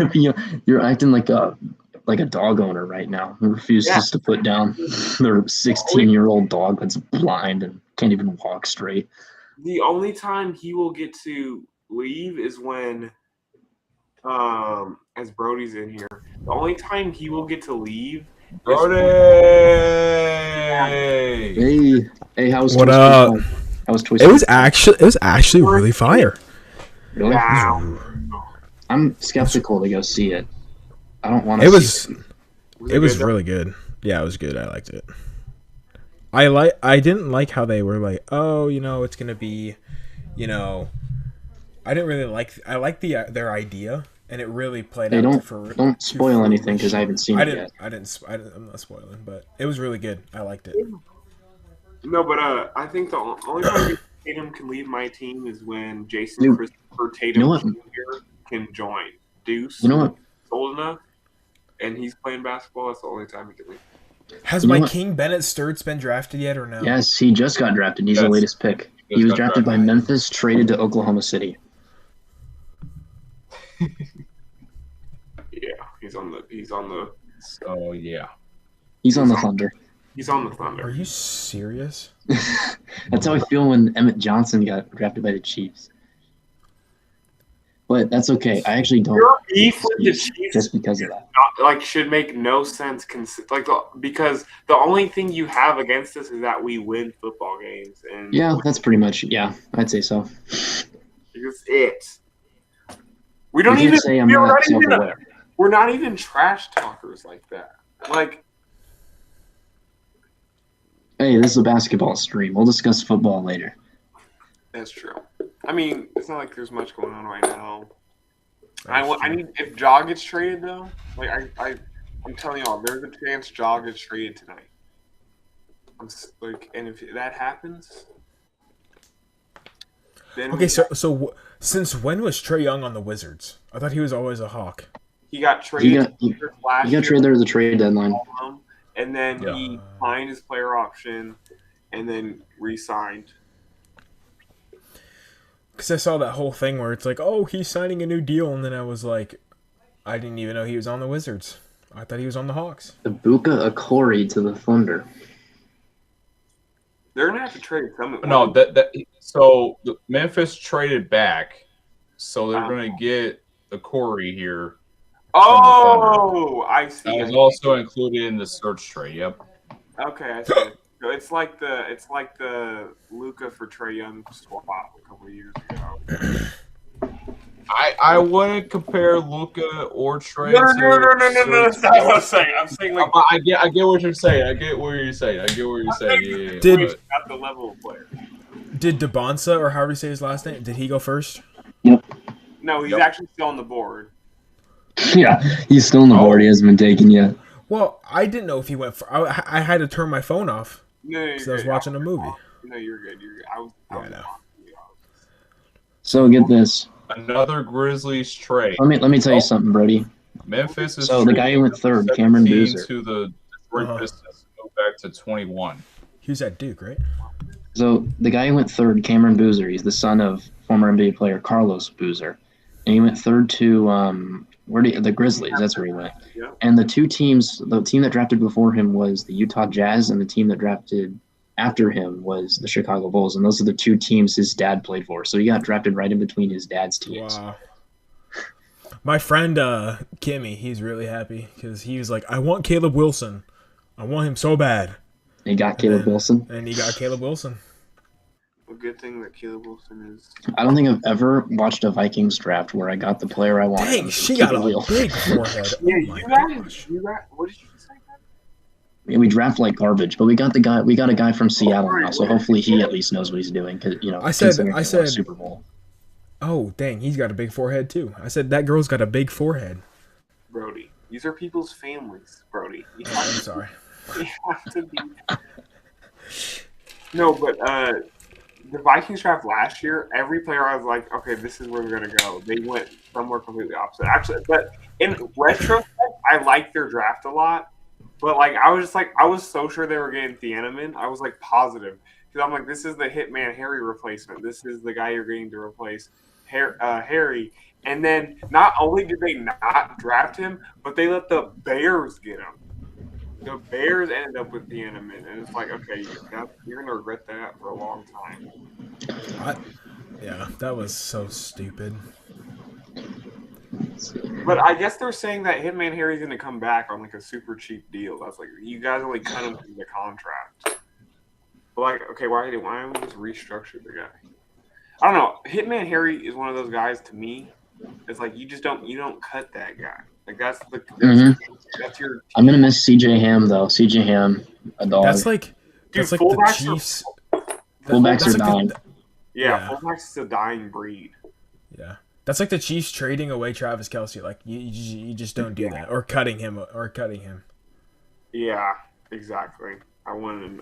Or Denver getting rid of Cortland Sutton. That I would actually cry if that happened. If that happened, I would. Great. Yes, He's an above average receiver, but like other than that, like he doesn't do much. Like I just don't see the like appeal. He's a great contested catcher, but that's it. He's not a great route runner. He's not. He doesn't have elite speed. He only is like good when he's only good like deep. That's what I'm saying. But like I'm saying, like that's where it's like it's hard for me to like see the appeal. Like when he got paid all that money, I'm like is this worth it? Considering like he just like he's like okay. Is Jalen Waddle now the best in the AFC West or best wide receiver? Yeah. Wide receiver, not like including Brock Bowers, because that's just. Yeah, no. Yeah. I think. Too. I'd take Waddle over. That would be. I'd take Waddle over Rice. Dude, I was at work. So I was at work the other day, and I saw something on the floor. I picked it up. It was just a random Xavier Worthy football card for no reason. It was just on the floor. He's gonna break out this year. Guys. He's like the only Chiefs player I can actually like tolerate is Xavier Worthy. He's gonna break out this year. I like Emmett Johnson the most. I'm sure you do. Of course I do. Why? My question is like, why don't you guys stand Patrick Mahomes? Like, I just don't get the hate behind the guy. Well, first he sounds like this, and second, he throws temper tantrums when the refs don't call stuff that he wants him to. That happened one time. Hey, Travis, come here, Travis, come here. That happened one time, and he was absolutely justified in that crash out because. No, he was not. Yes, he was, bro. Hey! 100% the right call. Bro, offensive offsides is not a penalty called. It hadn't been called for like 10, 15 years before that. Now you know how I feel when leverage was called this year. Be quiet. It was a dumb penalty, dude. No, it wasn't, dude. I saw it when it happened too. I saw it and I was like, he is offsides. It doesn't even affect the play. That was not offsides. What do you mean there's not offsides? It doesn't affect the play at all. Didn't affect the play. Shouldn't have done it. It wasn't going to affect the play. And literally, it did not matter. Nothing happened on that play that in which that affected it. It's such a stupid penalty, and it was such a stupid time for them to call that penalty because Tony checked with the ref. He checked with the ref, and they still called it. He checks with the ref gives him a thumbs up, and then the play happens, and they call that BS penalty. Well, because it's Kadarius Toney, that's why. But you know what, guys? That doesn't even matter because remind me. Dude, why does Kadarius Toney look like that? Who reminds me? I want all three of you to say it. Who won the Super Bowl that year? Please go ahead. That doesn't matter. That's not our argument. It's not what we're arguing. No, I know. I'm just saying. Could you Bennett, why? all remind me of who won the Super Bowl that year, please? Should have been the 49ers. But they didn't because they didn't know how overtime worked and they're idiots. Oh, Mr. Baldman with the big ears coming out. So, you know. Hornets draft Christian Anderson. Out of I don't know who the heck that is. I like that pick too. But then somebody's got to go because they have way too many guards.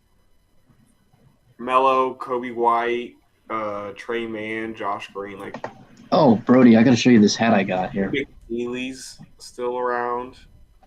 It's a That's 98. 1998 NBA Oh, Finals. nice. That's sick. And then on the side it has the 2 teams that were in it. See that? Oh, that's cool. I hate that they don't do that anymore. Now you have to get one of the teams. You don't. Look at that. Is that tough? It's because it's a cash grab. That's why.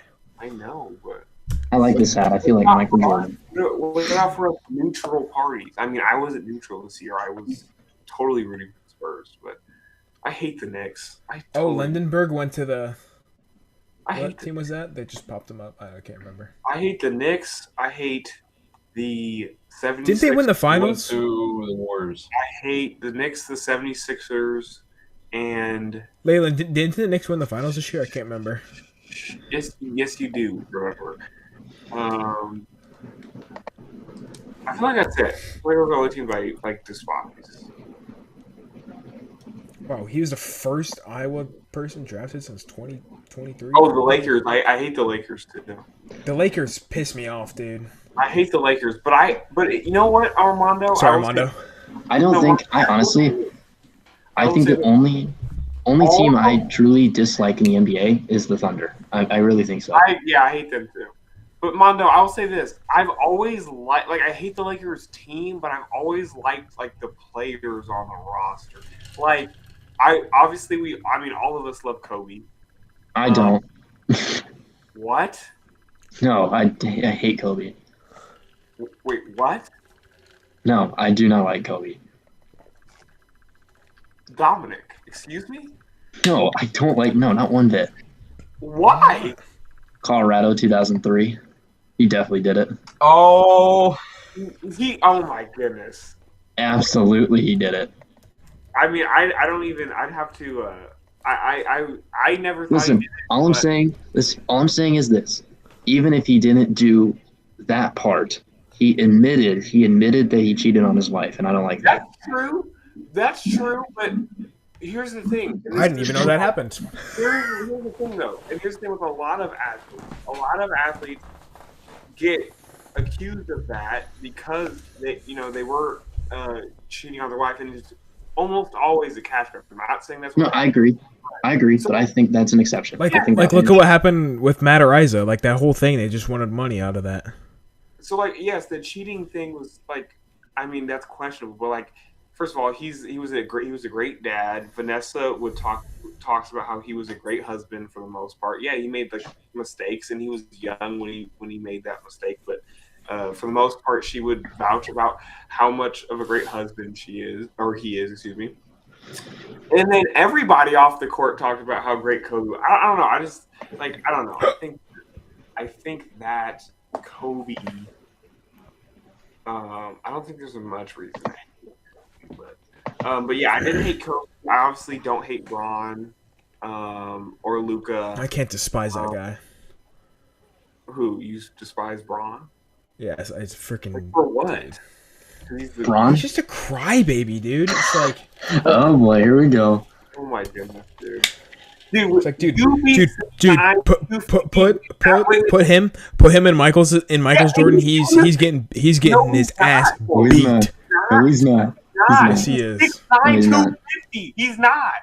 He's bodying anybody in that area. He's gonna bully them. He had to go through the 2000s. You get fouled every single time you go to the basket, never get called, and see how you react. Yeah, yes, he started to exaggerate contact, but that's literally the only way he would get foul calls.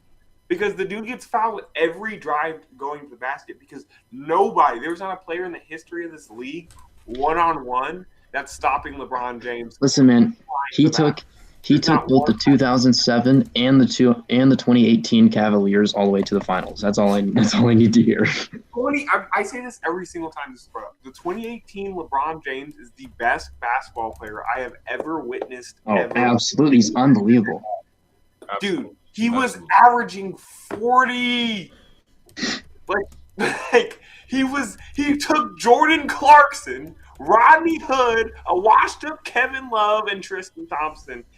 J.R. Smith putting up And 4 JR. points per game to the finals, and he put up 50 in game 1, and they still lost because J.R. Smith forgot what to do when he got an offensive rebound. Oh my goodness, dude! Like 2018 LeBron was unbelievable. And I witnessed that whole playoff run. I was a little kid. I was sitting in the living room. I'd watch these games. And I'm like, this dude is like no. And I was a Celtics fan.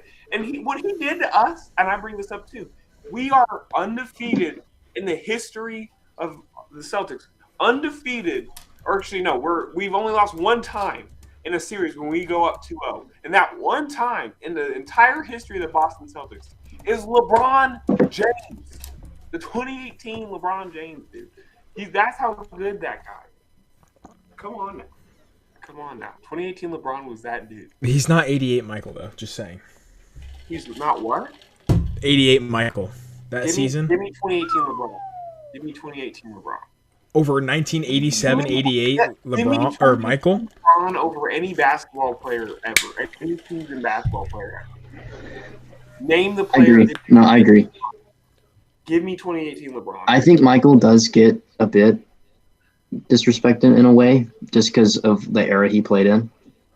But I think LeBron. What the heck is that?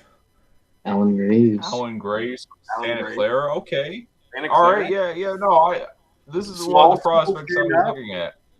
Y'all know AJ Mitchell. I'm gonna go grab a Pop-Tart real quick. Oh yeah. Y'all know AJ Mitchell went to UC Santa Barbara on the Thunder. Yeah. He went to UC Santa Barbara. What a dog. That's a school I'm considering going to. So. I mean, they have a good basketball team. They got really good baseball as well. I will not be playing sports. I'll just be watching. I'll be commentating. There we go. There you go, yeah. No, but Alan Graves, I mean, this is a guy, that will probably fit right along with Scotty Barnes as in play style. But like 6'9", he can rebound for you. He can force space. So, I mean, the Raptors get a good I just pick wonder out of where he can space the floor, which is good. And that's what they need next to Scotty Barnes. Mm-hmm. Like, Scotty just can't shoot. So, they need spacing. The Spurs, it's interesting to see what they do here. They need a guard. They need anybody that can replace De'Aaron Fox is what they need. Yeah, I don't know. I honestly, I think that they need a post body. And this is for when the Celtics are on the clock later. I want us to get Terrence Reed, dude. This is the dude. He's huge. 6'11", 265. Nobody's moving that man in the paint. He's huge. I want him so bad, especially from a team that has zero post presence whatsoever. Zero. But then again, you get Chris Knack Jr. from Houston. Yeah, He's also 6'11", 240. 240. 240. Did you hear that? 240. Other dude's 265. That's 25 more pounds of straight muscle on the guy. Dude, you watched March Madness? Nobody was touching Terrence Reed down there. That's who I want Denver to get. No, he wasn't. That's what I want Denver to get. You have a big. You don't get in. You already have a big. Jonas sucks. Jonas does not suck. I think he's not great next to Jokic because if you're not have Jokic, then you need just like a bruiser weight as the backup. No, we get Terrace. You guys can. If you guys draft Terrace right before us, I might actually leave the stream. If you guys I'm gonna stay on the stream if that happens. If you guys draft Terrace before us, dude, I'm gonna lose it. Oh, Victor Wet Bananas team is drafted now. Free my boy, Victor. Okay. I hate the NBA lottery. That's so stupid, bro. That Yeah, stuff is so I don't. dumb. Yeah, I like the idea of it, but I think they need to go back to the original system they had like 10 years ago. I don't like the new one. What was the one 10 years ago?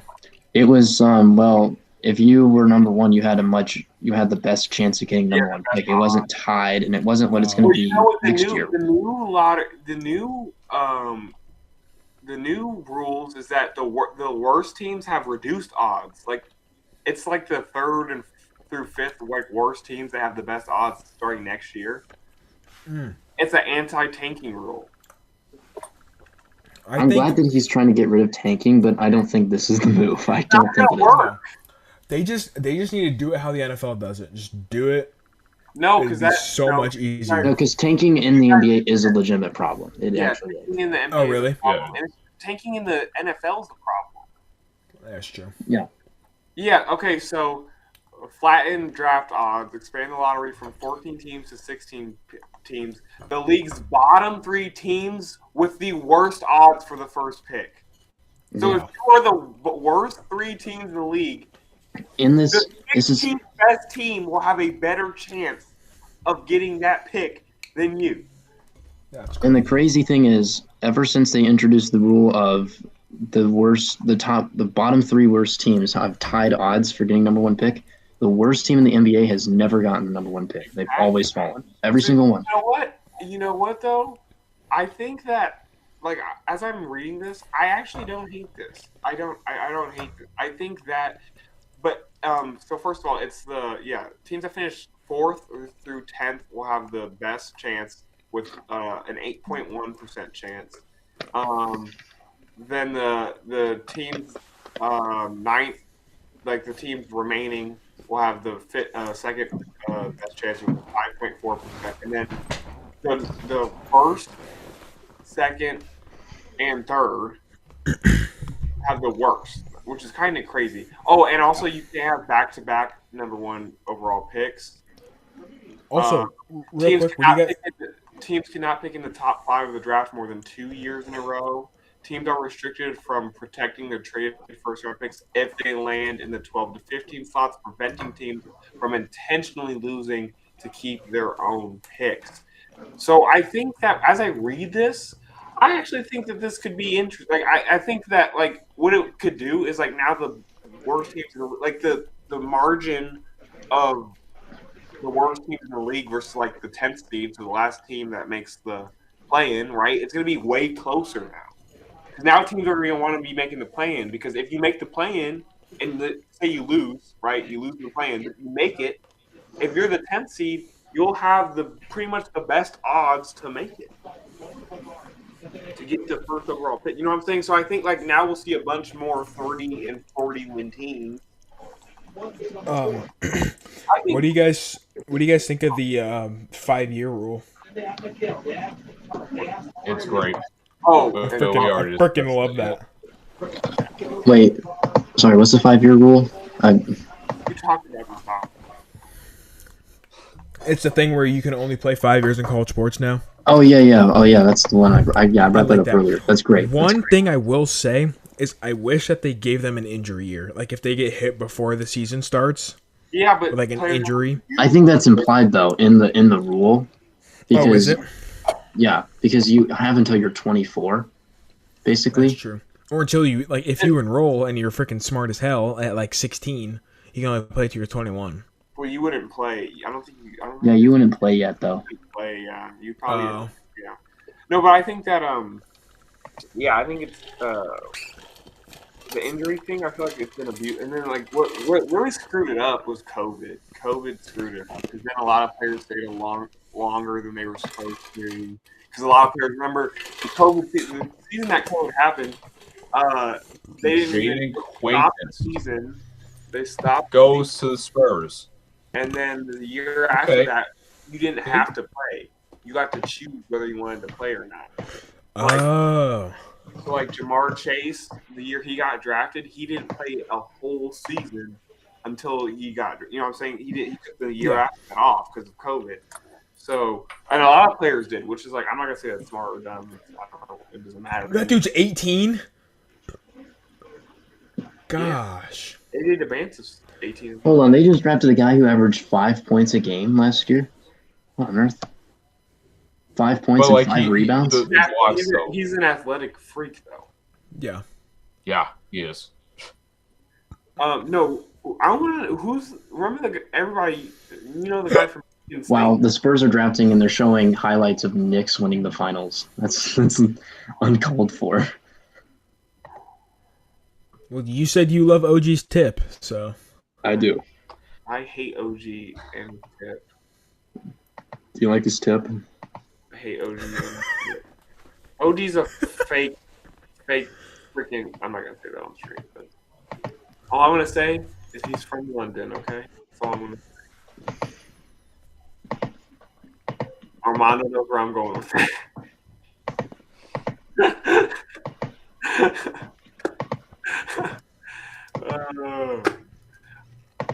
I mean, I kind of yeah. Reading through it, I don't hate the new anti-tanking rules. I just feel like it's either gonna work or it's not. Fail miserably. It's either I know that's obvious, but either it's gonna work or it's not. But I'm saying either it's gonna be highly successful or it's gonna be What is that sound? It's Dom's computer. Oh. Sorry, am I annoying you guys? Yes. How is your Minnesota trip? It's great. I had a lot of fun. You really scuffed that picture next to Justin Jefferson's locker. Yes, I took a picture next to Justin Jefferson's locker, his real locker. I know, but you should have we couldn't even tell. Yeah, but you couldn't. There was nothing I could have done because his nameplate wasn't up. Were you taller than Kyler Murray's? Yeah, he had a little kid. He had a cubby. Oh, he did. His little lunchbox in there. His little, there was a lunchbox and had a note from his mom. Oh, bro. How tall is Kyler Murray? He's 5'10". I'm just kidding. Kyler. I'm excited to see Kyler this year. I should calm down. I'm shorter than Kyler Murray, so. Oh, I'm way shorter than Kyler Murray. How do you win the job? He's 5'10", so that's really not that short. I'm 5'7". No. Kyler, remember, guys, Kyler doesn't watch film. He just plays Call of Duty all the time. No, that's him watching film. Double XP weekend. Double XP weekend, brother. No, I remember. Yeah. I loved how he responded to that. He was like, "Come on, guys! I'm already He lists off all of his accomplishments. He's he went undefeated in high school, first player to be drafted in the top 10 of the draft and the MLB draft. And he's I'm already fine. I'm already undersized at quarterback. I don't have time to be taking shortcuts and not doing the full thing, which is the right way to attack it, in my opinion. There's no reason to get mad at trolls on Twitter. You might as well just be like, hey guys, let's be for real. That doesn't even make sense. Yeah. And okay, if Kyler Murray doesn't watch film, then that makes what he's doing on the field 10 times more impressive. To me, that only boosts his accomplishments so far. Right? I'm just excited to see him with an actual good surrounding talent, but more importantly, with Kevin O'Connell as his coach. That's what I'm most excited about. He still might not win the job. I'm going to keep saying this. No, he's winning that job, dude. You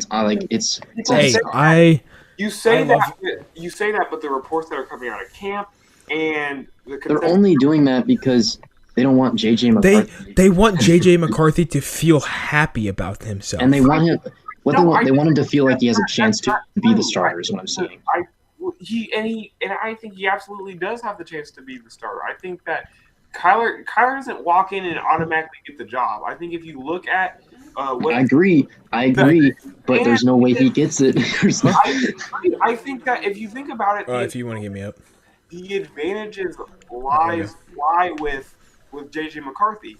JJ McCarthy knows the playbook, should at this point know the playbook like the back of his hand. JJ McCarthy is the guy that's built chemistry with the receivers and the talent on the roster. So if you think about it, it's more of an uphill battle for Kyler to win this job rather than JJ. I think that people just know that the raw upside of Kyler Murray I think is better than J.J. McCarthy's, but I think that J.J. McCarthy has the chance to be a starting quarterback, a very good starting quarterback in this league for a long time. They pick bad points in his first year as a starter. My thing is, okay. But if you look at as the season progressed, he got better. He got more comfortable. I agree. Better read. I agree. And what he is, and I'll keep saying this, and a lot of guys don't have this stat. He's a winner. He's won everywhere he's been. He won in high school. He won at Michigan. And the fact that they went 8-9 in his first season. They went 9-8. They went 9-8. Yes, they Same went 9-8. thing. So he won last year. So you have to. I think if you think about it, it's more likely that JJ retains the job than Kyler just walks in and wins it. I'm not saying he keeps the job for the whole year. I'm not saying. I think, it's very good that they brought in Kyler to be the backup, but JJ, don't sleep on JJ, man. I think the dude has to be a good quarterback in this league. I was the same thing. Let me look at his stats. I was the same thing. By game. I was the same thing with Bo. I'm like, dude, this guy kind of is not good, and then he went on the year, and then boom. That's one of the things that I hate is the media gives such bad narratives and bad. They trash on rookie quarterbacks when they expect to come out of the draft and they expect them to be good right away. They're not going to be good right away. So I'm saying you have if you think about it, these guys have a 2 Tyler Shuck played 5, 6, 7 years, and he was not good his first 3 games. I think when you think about it, not JJ. When you think about it, wait, quarterbacks have Brody. Huh. How many years did Tyler Shuck play? I don't know. Sorry. All right, end the stream. That's over. Don't do that. No, but I think that quarterbacks at this point in their career have shelf life of 2-3 years. It's not. He played it's not, 7. It's just not fair considering it's perfect example of this is Anthony Richardson. The dude was never Coleman a 2 to 3 year project. He was always going to need 3 or 4 years to fully develop to the skill level of the NFL, considering that he played 2 years in college and he never had a completion percentage over 6 years. Come on now, and you expect and magically start off his career with those numbers? That's unrealistic. And it's you look at it, it's right here. Hey, Anthony Richardson played 30 games. Bo Nix played 70. Who's going to have the better advantage in the NFL? I think Anthony Richardson, the guy that plays longer, hot booty. What? I think Anthony Richardson be better. Is trash. I think Anthony Richardson has the most potential out of any quarterback in the league right now. Out of name a quarterback in the league right now, Anthony Richardson has more potential than that. Because you know what? He's got one of the best arms in the history of the league.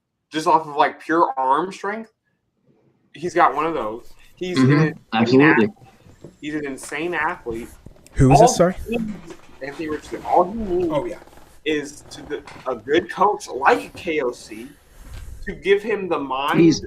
My thing is, he's as of right now, he is immature, first of all, and he is insanely inaccurate. He's historically one of the most inaccurate quarterbacks ever. I agree with that as well, but he wasn't ever. And he's a dumb decision maker. He makes really bad decisions. I actually don't think his decision making is that terrible. I think that. I just want to say real quick, a 4.43 40 from Anthony Richardson at 245 pounds is insane. I agree. So Anthony Richardson, if you need Anthony Richardson to throw a 50-yard bomb, he's going to throw a 50-yard bomb. If you need Anthony Richardson to throw a check down, he's going to throw a 50-yard bomb. I think that's what I'm saying. But that's something that you can that can be taught. But the physical intangibles that he has, you can't teach that. You can't teach the stuff he has. I think that his decision making, honestly, if you watch the film, it's really not that bad. I think it's more of the accuracy. He is really inaccurate. And that's something that can get better. I don't think he'll ever be top of the league in terms of accuracy. But if he serviceable accuracy, who cares about everything else when he can? If he's got Alec Pierce 80 yards down the field and he'll give it to him on the button. My thing is, I feel like that one highlight play he had in college is carrying his entire I agree. because Yes. he did really nothing in college. He has terrible college career outside of one play. Right. So And that's that made what him so. that's what I was saying. I was saying Same thing with Zach Wilson. Yeah, but and even that was a combine more than I'm anything. Kenny Pickett. And Kenny Pickett. Oh yeah, Kenny Pickett probably had Small that. hands Pickett, yeah. Zach Wilson never had Zach Wilson and Kenny Pickett. They never had the physical intangibles that Anthony Richardson has. Like I think that that's what I was saying when they drafted Anthony Richardson. He was going to be a project, or period. He was going to be. So he was going to be a 3, 4, 5 year project. He was not going to be a 1 and he's ready. He was never going to start the league and ready. He was never going to be 2 years and ready. He needed time to gain that talent, or to hone that talent and gain those other skills. Because in college, if the dude threw a 53% completion percentage in college, what makes all of us genius minds, what makes us think that he's going to come into the league and throw for 60+ per completion percentage? That's ludicrous. If he couldn't do it in college, why would he do it with the talent up in a very competitive division in the AFC South? That was a bad idea. And so who I blame is the front office of the Colts. And I'm not going to say Shane Steichen, but I think he's a part of it because that's the issue was their handling of Anthony Richardson. He should have been a project. He should have been something they worked on. His early career, the only snaps he should have been getting were read options and QB design runs. That's really it. Because that's stuff that's physical stuff that he can do immediately. But in terms of developing that passing and quarterback skills, absolutely not. He wasn't there yet, and they knew that, and they just threw him in the fire and hoped he could take it there. That's not fair to the guy. He was going through the process. I agree. At this point in his career, it's very slim that we get to see that Anthony Richardson that I talked about earlier. Because at this point, again, if you're an NFL quarterback now, you have a shelf life. You have max season to become an elite quarterback in this league. There is not many guys who get a whole amount of time. What is going on? And totally, I had to mute him. I don't know what that was. And totally hone in those skills. It's ridiculous. Not everybody is Patrick Mahomes and coming in their first year as a starter and throw for 5,000 yards and 50 touchdowns. That's just not the norm. This is not everybody's CJ Stroud. We have to reevaluate what it means to be to develop quarterbacks. You know who keeps saying this in the woodworks? Tom Brady's been saying that. How the reason why quarterbacks are failing at a higher and higher rate is not because of the skill or the talent. It's because of how teams are handling them. And they're being forced into. Aaron Philin Jr. will go to Philly. His last name is Philin, and he's going to Philly. But no, seriously. LeBaron Philon. No, Philin. Philin sounds better because he's going to Philly. But these guys need time to develop.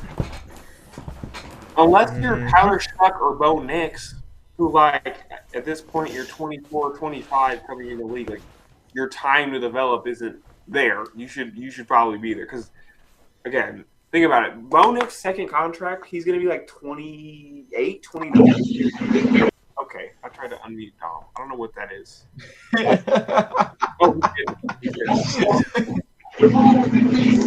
I unmuted? Am I good? I don't know what the background song. I just look up and I say you are muted. I was like, what did I do? Okay, No, he needs to turn down just a little bit. Oh, I need to turn my TV down? No. Talk, Dom? Okay. Yeah? Okay, I think you're good. Oh, was my volume too high? Yeah. Is it my fault? I think. Wait, I can move this up here. Oh no. Oh yeah. Okay. Yeah, no, I don't like that. I think You that couldn't even see us. You couldn't even see us. Bo Nix and Shuck, these are guys that again, when Shuck gets his second contract, he's gonna be 30. So the development is not there. Bo Nix, he's going to be 28, 29. 28. Contract. So the development is not there, right? Mahomes got his second contract, what, 25, 26? And He's not my quarterback. I don't know. Okay. So like we have to be realistic with these young guys, these 22-year-olds that are coming into the league, and we can't expect them to just. There's very few guys that can adapt. You know what I'm saying? I think there's very few guys who can just come into the league. Like I think Mendoza, I think he will. I think his his competitiveness and his winning, his dog, right? I think all that's going to translate. But some of the other things that come with being an NFL quarterback, I think that's going to take time. That's realistic, right? I think that there's very few. I think in terms of the quarterbacks that could come in the league today and be, I think Dante Moore wouldn't need much development. I think he's very pro ready. I think he got the talent and mind of an NFL quarterback. But like when Arch gets drafted, right? Arch is going to be a project because this is the guy we saw last year who I think Arch got insanely better as the season progressed. I actually don't think he was even bad to start. I think people kind of set him up with these insane expectations. But like as the season went on, he gets a whole lot better. Still kind of struggles with the accuracy, but in terms of everything else, as the season progressed, he didn't turn over the ball as much. He got more accurate. He scored a bunch more touchdowns and all these things. I think Arch will need to develop a lot when he gets in the league. I think that my favorite quarterback in college football, my favorite team, Jaden Mayava. I'm telling you guys, Jaden Mayava, when he gets into the league, is going to be a stud. You know who I can't wait to see get in the league? Julian Sayin. I freaking love Julian Sayin. My only issue with Sayin is he's undersized. Very tiny.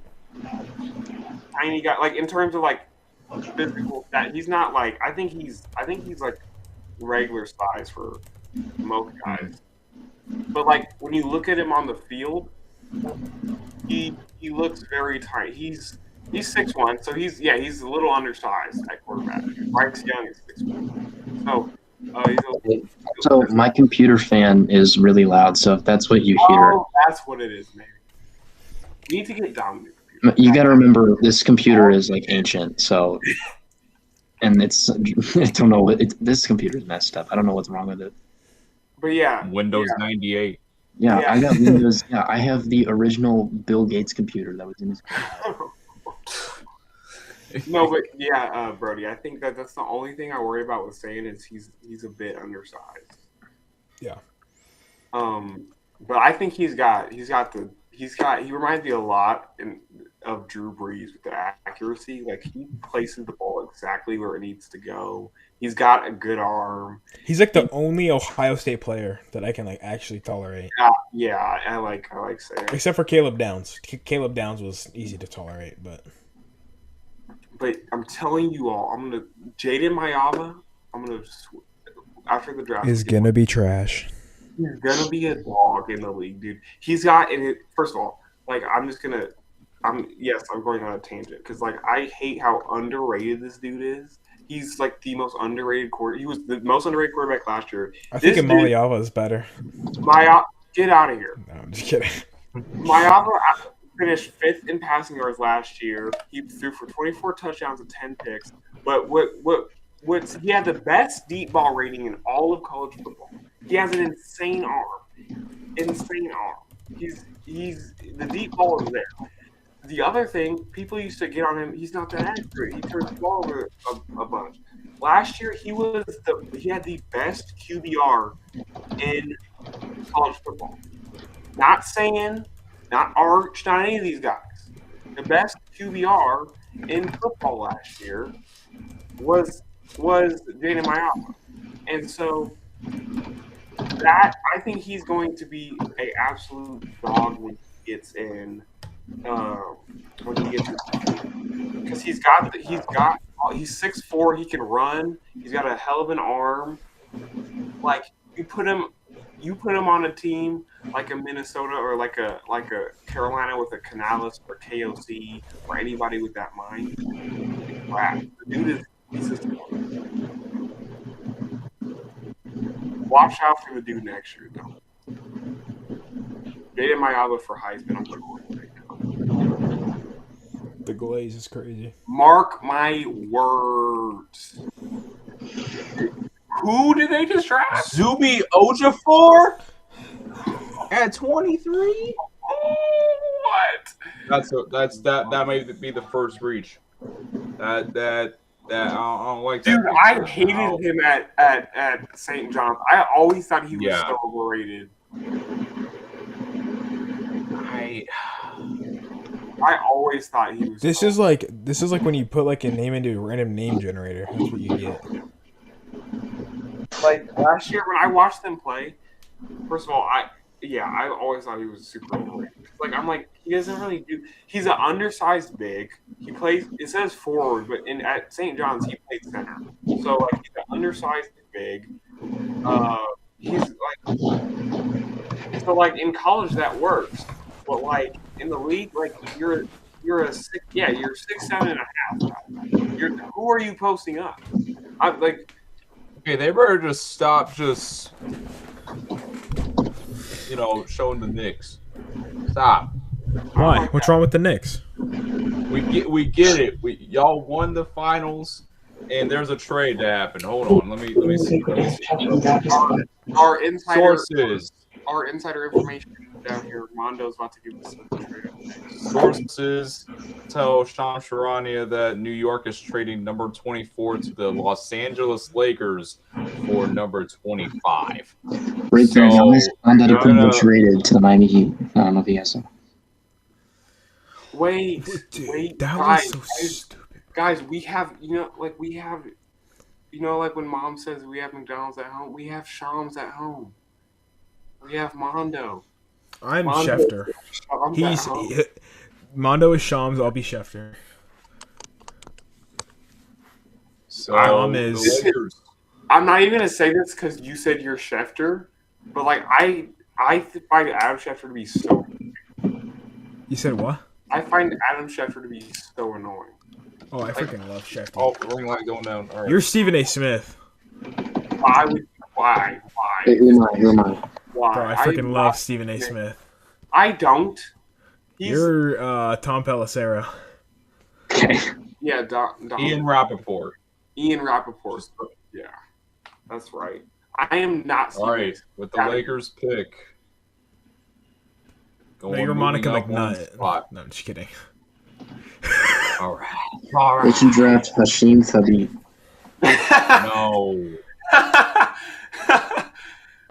Who? Febreze? What'd you say? Hashim Thabit, one of the biggest draft busts in NBA history.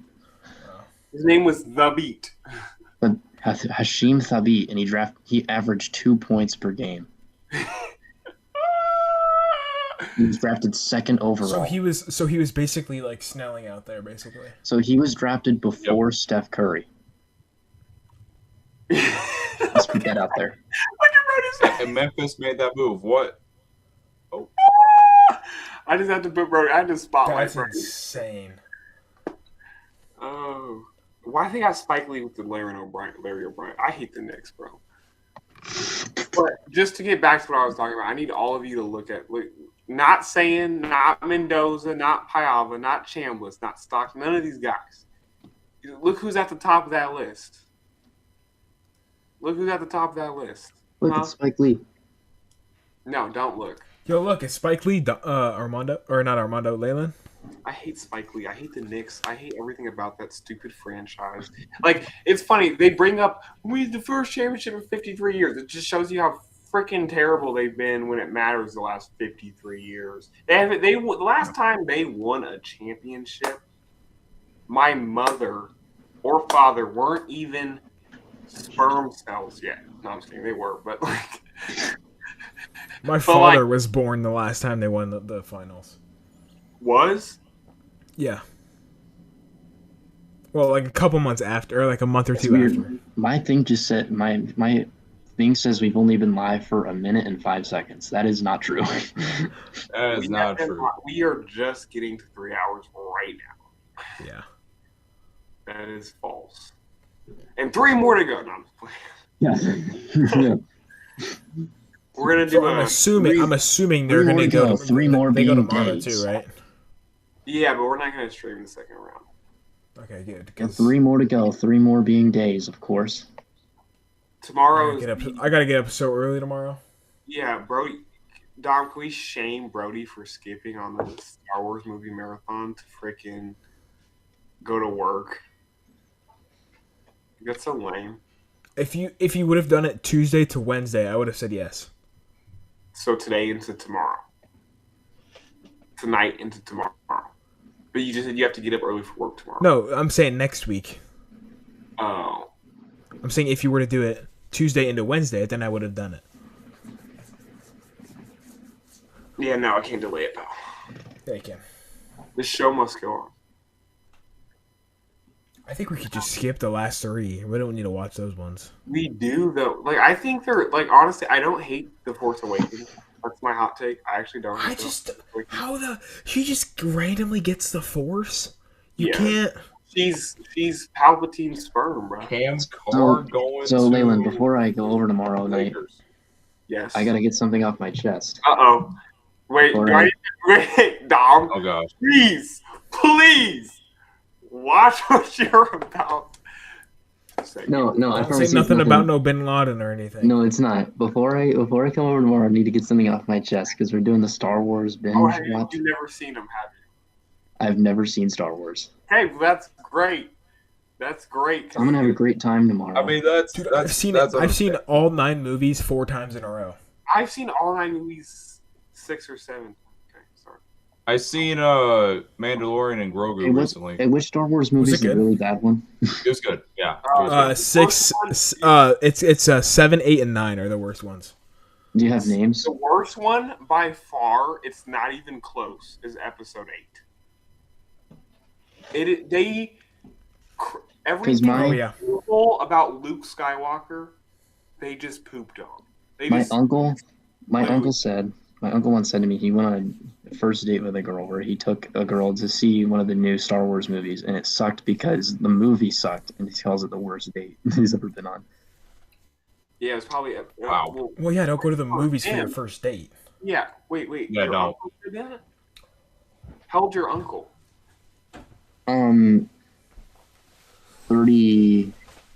37. Oh, that movie came out in the 90s, so it was probably one of the prequels. Wait, I just took it way back. Your uncle didn't go on a date when he was 2 years old. What the hell am I talking about? You said it's his first date with a girl? Mm-hmm.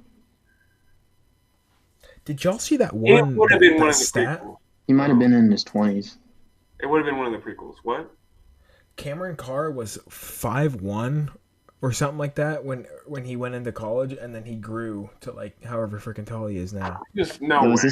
is this a tough And look for me? 6'5", And- 6'6". Do I rock this? Yeah, He grew how? He was 5'1" to what? No, there's no way. I think so. There was a 1 in there. Cam Carr height. Because Cam Carr was Dude. like 6'5", 6'6". Did you know, since the last time I've seen you guys, I actually grew from 5'8" to 6'4". That's a fun fact. All right. I need a growth spurt. So I'm bad, the dude. only one here that's around 6'4", unless Mondo is. I'm 5'10". Oh, you should just take it at Mondo. You should have just rolled with it. Hey, Lailend, how tall are you? I'm 6'3", almost 6'4". I have a friend who's 3 inches taller than you. Just go ahead and shit on my height, huh? Just ruin my confidence. And he goes to East as well. Cam Carr was listed at Gretna East? no way. He was listed. They say right here it says he was listed at 6'4.5" when he began college. There's no way. No, Okay. when he began freshman in high school, from high school to college. 5'1" to 6. Jesus Christ! God just gave him. He just blessed that kid. You know, he went from 0 girls to all of them. And like, imagine being 5'1" your freshman year, and you stand here today at 6'5". And drafted by the Lakers. Now. And drafted. They got him. They got cash considerations. Y'all remember when Kyle Korver was traded for cash considerations? They traded one of the best shooters of all time. They spent that on a printer. No, for a printer, yes. For a printer, Mr. Kyle Korver traded for a broken printer. They traded Kyle Korver for a printer. I almost said a broken printer. I almost said Kyle Kuzma, dude. Did y'all see what Kyle Kuzma tweeted out the other day? Somebody was saying like there was a report that if Giannis gets traded, Kyle Kuzma would also be in the trade. And Kuzma said, since when is a 6'6" player who can guard 1 through 5 and play any role you want to and almost shot 50% of the field just to throw it? Like Kuz, bro. Just shut up. Just close. Like, I think he has a point. Like, Kuz isn't just, like, he's not a throw-in, but like, I would absolutely hate it, but the freaking Celtics are so stupid for not accepting that trade. No, we did not accept it. The Bucks didn't accept it. We offered the trade. That's what I mean. That's what like the Bucks didn't accept that trade. Like that's what are we supposed to do about that? It's nothing we could do. I think the report that came out after this, and I talked about this a little bit earlier, was that the Celtics were unwilling to trade Baylor Shireman, my Creighton legend, and Baylor Shireman. They were unwilling to trade Baylor Shireman and Hugo Gonzalez. And so, like, I think that if we could have gotten the deal done with trading just Baylor, it might have happened. But they were not going to give up Baylor and Hugo. Hugo Gonzalez is a freaking dog. The dude, he played with Luka in the EuroLeague together. He was playing professional basketball at 16 years old in Europe. And he's a lockdown defender. And he's gonna, once he gets his offensive game going, he's gonna be a stud. I'm telling y'all, watch out for Hugo. He's gonna be great. Oh, there's a fan. Yep, the fan's back. It goes away when he talks, though, but he's like too delved in. He's probably talking to a girl right now. Come on, why do I keep getting muted? That wasn't because of the fan. Really? Oh, you're good now, though. Yeah, because my fan isn't going. Doesn't sound like a 747. Like my PS4 when I try and turn it on. Hey, you guys think I can get GTA 5 for the PS4? I think it would explode.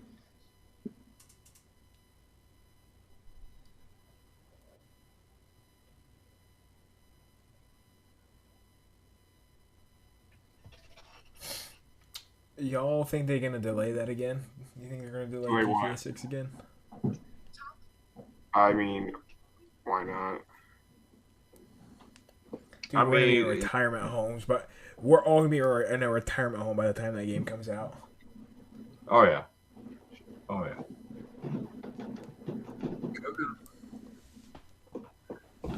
Wait, what? Did you guys see Kyle Pitts sign that deal today too?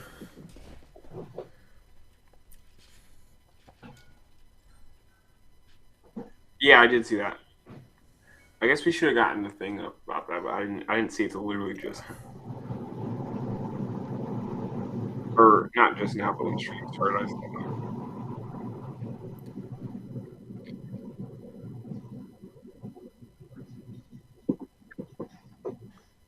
Okay, Adam, stop freaking talking, dude.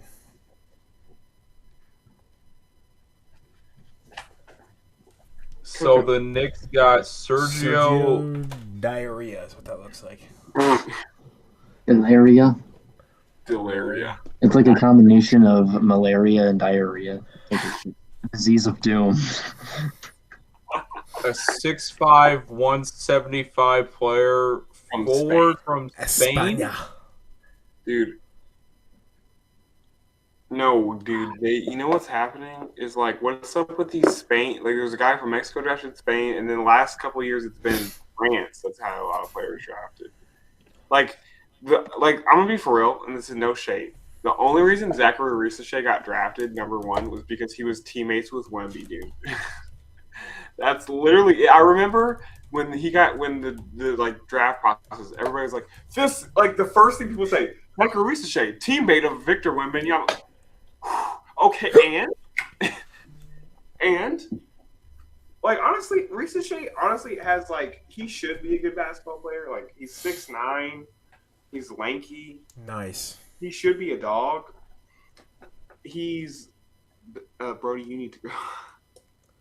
Huh? Nothing. Oh wow, my sparkling water just splashed on my face. Everybody, don't even. Don't even. Let us not. Let us not what?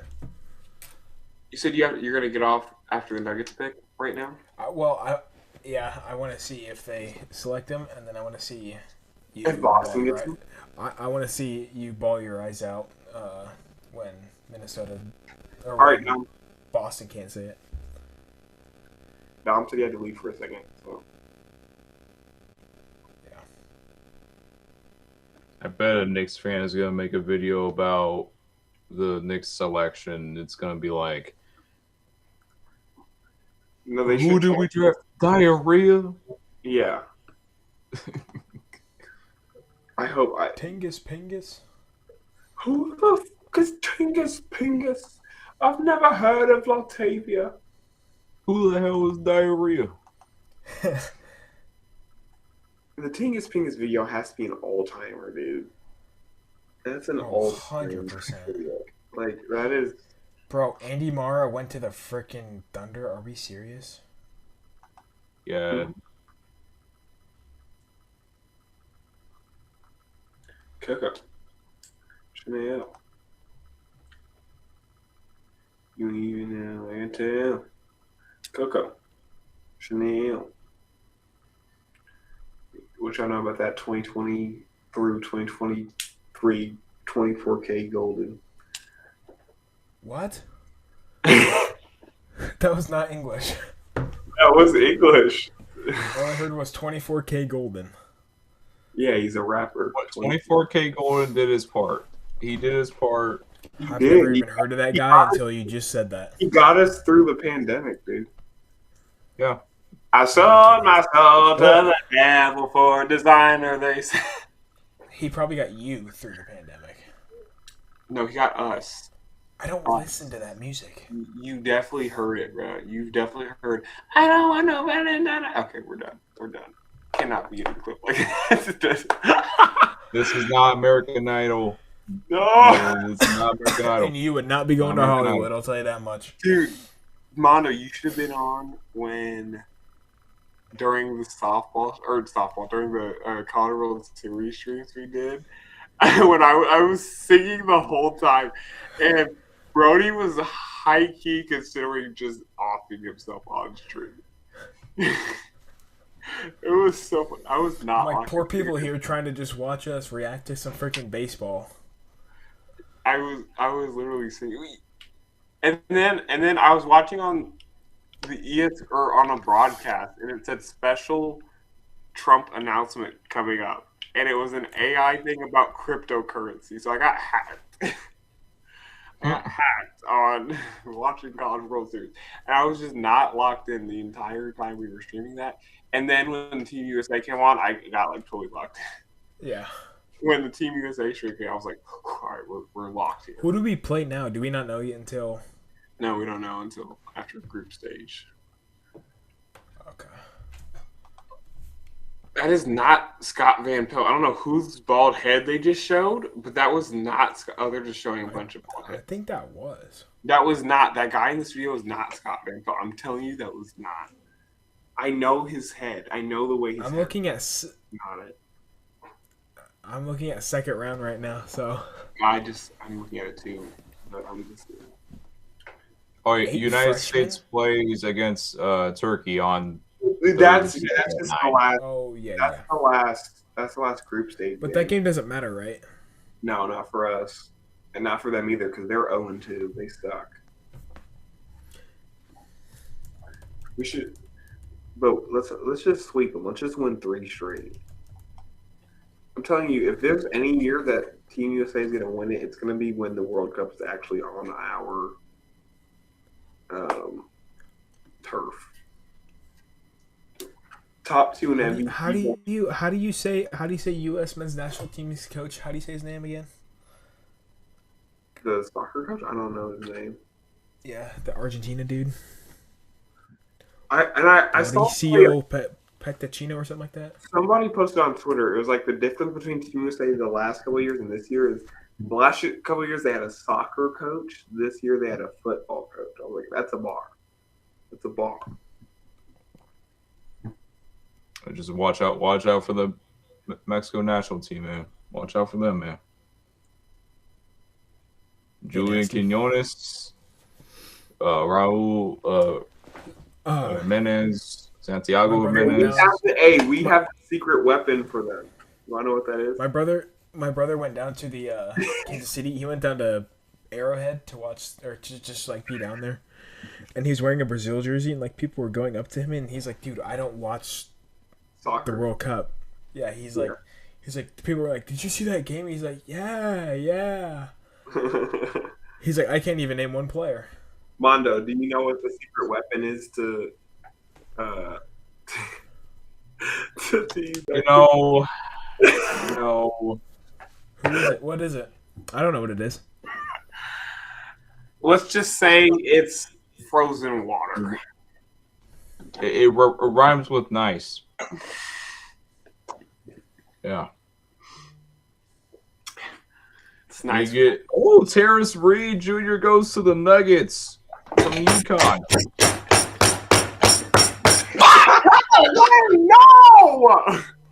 No! That's what I wanted! But there is a trade. Please. Denver is trading the number 26 pick, Please. which is Terrence Reed, to the San Antonio Spurs for number 35 and 2 futures.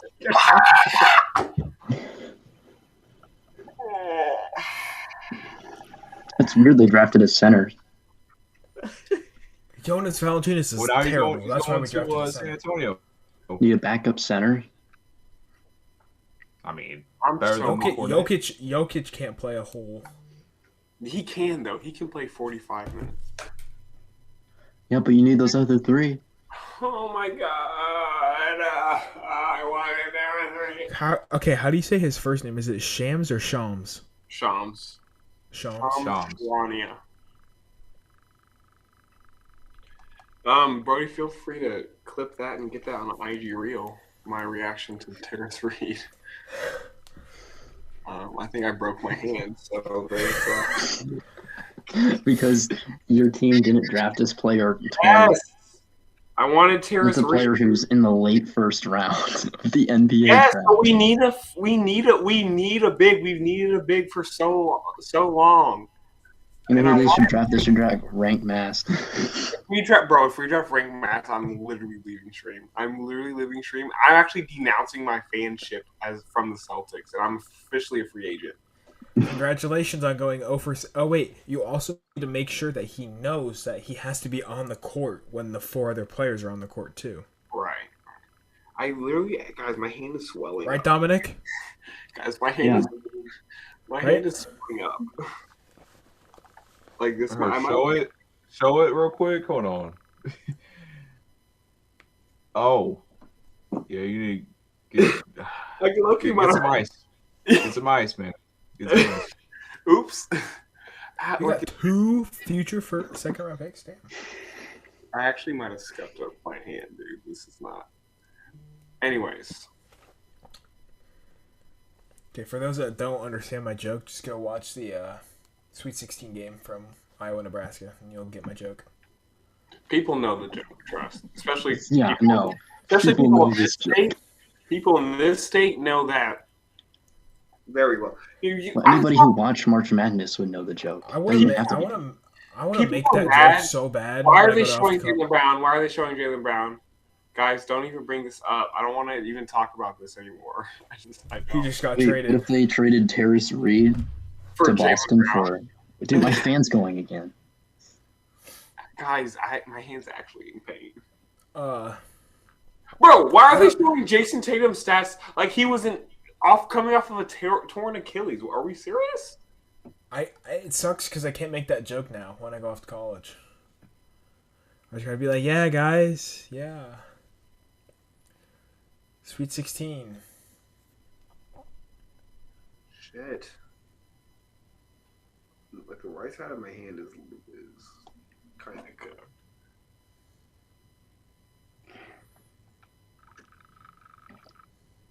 I love how we just selected him just for him to get traded right away.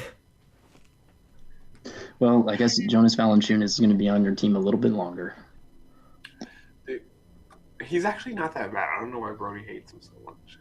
He's not great, but like, you don't even need anyone. Anyone who's backing up Jokic doesn't need to be great. They just need to be okay. There's only three good guys. Wasn't Jonas Valanciunas about to go to overseas after his NBA contract's done? Yeah, but that was last year. They figured that out. That'd be so funny if they freaking trade. Guys, can I say something real quick? I was going to say, in 2018, Julius Randle left the Lakers. 2 years later, the Lakers won the championship.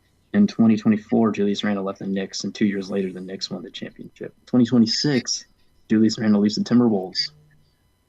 Good thing I'm saying Anthony Edwards, so that's not going to happen.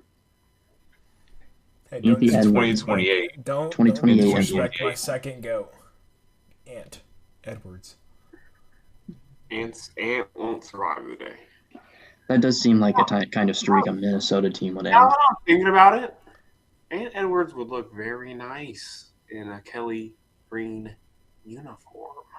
He doesn't play. He doesn't play football. You know what team I'm talking about? The Philadelphia Eagles.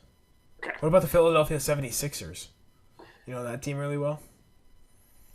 Who the did we just draft? Oh, we drafted. Oh no! This is the guy me and Mondo said if they didn't get Terrace, they would get. So I'm not too mad at that at all. I mean, that's a good. It's piece, a really good pick. It's a really good pick. I just wanted Terrace. All right, 3 picks left. That being Dominic's favorite team, the Cavaliers, so nobody's favorite team.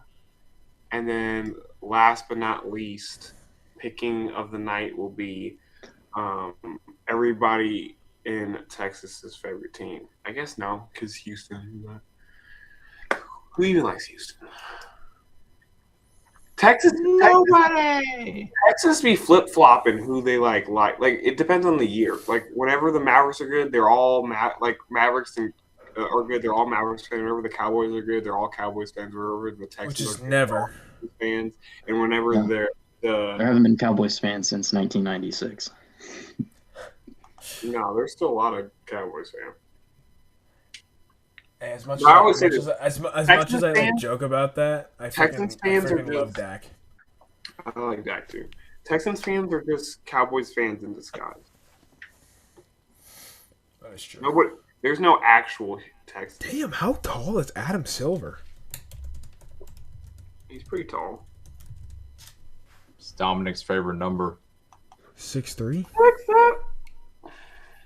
It's not my favorite number. 69. No, his favorite number is 9. Well, wait, why? Oh yeah, 9. Yep. Oh, because JJ McCarthy. Yep. Mm-hmm. My favorite number is pretty easy. 10. Nope. 14. Nope. He's no longer on our team. 18. Yep. My favorite number. I don't know if you guys can. Is it 15 for Patrick Mahomes? It is not. Is the player that wears this number is not on my favorite football. I mean, I'm sure there is someone who wears the number, but that's not who I'm thinking about. There's a trade apparently. It says reported trade and it shows a Nets logo. Did we trade for him back? Well, no, because this is Brooklyn's pick, I think. Yeah. I think maybe. Who is it? Guys, can we convince Papa Duncan to bring home some Chipotle? Or some Chick-fil-A? Don't have I was about to say don't have Papa Duncan spend no $15 on one bowl from Chipotle. Don't you disrespect Chipotle. That's just Expensive. and good. So this is the Brooklyn Nets pick. I've actually only had Chipotle once in my life. Chipotle's fire. Bye. This is the Brooklyn Nets pick. All right. Yep. Mondo and Dom. After, do you guys want to play a couple games 82-0 before we call it a night? Yeah. Yeah, sure. I know, Brody. At 8:30 in the morning. You know, I gotta wake up 8:30 for a shift. I gotta go to the aeropuerto tomorrow. Okay. Where are you going? I'm not going anywhere. That's why. What is Iggy doing there? Iggy's at the draft. Warriors and Nuggets legend Andre Iguodala, and Sixers legend. Death beams pointed at Earth. I want Iguodala. Alrighty, guys. See ya, Brody. See you guys. And I'll let you know if we film tomorrow. Okay. Oh wait, Dom, we should. What are you available tomorrow? We could film the Vikings quarterback video. Depends on when. Okay. Well, we'll figure that out. Bye, Brody. Okay. See ya. The thing about that is we could do that at any point in the off season. We could do that day before the season starts, so we don't have to rush that one. I mean, I think the starter will be known by. I don't know what. I don't want to give it a day. No, the reported trade I'm seeing is just the. Oh yeah, it is the Nets pick. You're right. Yeah. Mondo. It is a Nets pick, so we're not picking the first round. Nope. Second round pick. Apparently, y'all got Mohamed Gay as well in the trade. Yep. That's gonna change. He's probably got to be better than Randall. Dubious handle. Dude, he's so Okay. bad. The fit for the Nets. I don't know. Who's Randall? is it going to be Isaiah Evans getting picked here? Because it's probably going to be him. They should just pick the biggest shot chucker on the board. Just add to the dude. Imagine if they had Cam Thomas, Michael Porter Jr., and Julius Randle all on the same team. They would lead the league in turnovers and be last in the league in assists. I think I'm gonna dip after this pick. Oh, so it's just gonna be me and Mondo doing 82-0? Okay, that's fine. That's fine.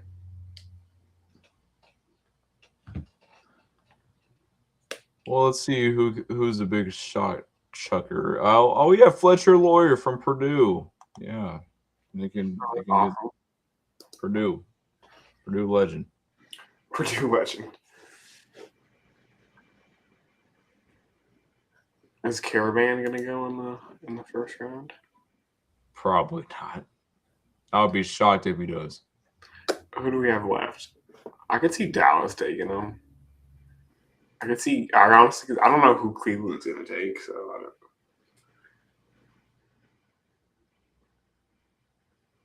If you look at their roster, they don't really like. They're set at guard with Mitchell and Harden and all those guys, but like Harden should go, Mobley should go, Jared Allen. I guess he can stay around, but in theory he should go. Who plays the 3 for them? Strus, Tyson. So the Nets get Joshua Jefferson. Okay. He's a versatile physical forward with good vision who can handle the ball and play all over the floor offensively. He's a smart team defender who wins extra possessions and is strong enough to be a body up to buy up bigger horse. His jump shot is workable, but inconsistent. He lacks the explosiveness to consistently finish in traffic. He's also not agile enough to defend quicker wings. The verdict. Coming off his best year at Iowa State, Jefferson offers, oh my gosh, why can't I? Jefferson offers plug-and-play appeal as an unselfish, connective role player who makes life easier for teammates. His upside isn't immense, but he has an – can I read the pick, ESPN? But he has enough size and skill to help upgrade a team's bench, particularly if he can make progress with his shot. What did it said for AJ? What's his weakness? At this stage, he doesn't impact the game much without the ball in his hands. Advances inconsistent shooting from long range. Will have to keep defenses honest to hit his ceiling as a player. Continuing to sharpen his handle to make it even harder to keep him out of the paint will help, but he has the capacity and physicality to be a great defender, but he didn't create many turnovers at BYU. Okay. What does this say about Derek Peterson? Weaknesses. Played on the ball plenty in high school, but he wasn't able to show much of that at Kansas due to personnel style play and the impact of challenging health situation. Sharpening his handle and getting more playmaking reps will be key to realizing his ceiling. What is Boozer's weakness? Though it hasn't held him back from success at every step of his career thus far, Boozer is an average run jump athlete. His lack of vertical explosiveness limits the way he can score. I'm gonna head out. Bye, Dom. See ya. Limits the way he can score. Or is I lost it. Oh, right here. It's the way he can score and create for himself off the bounce. He's not a great shot blocker and can struggle to cover ground. He's a forward. He's not a center. I mean, that's fine. He's a traditional four. Yeah, I don't think that's much of an issue. I don't know. I think the league is going away from just pure athletes. You don't need to be a pure athlete to be successful. I mean, because he'll be suited with Zach Edey. Yeah, exactly. Yeah. So I don't know if he. Yeah, I don't think any of that's very worrying. I think Debances, if he can't shoot in the league, that's going to be a problem. Yeah. And yeah, that's pretty much it. I think he's a really good defender.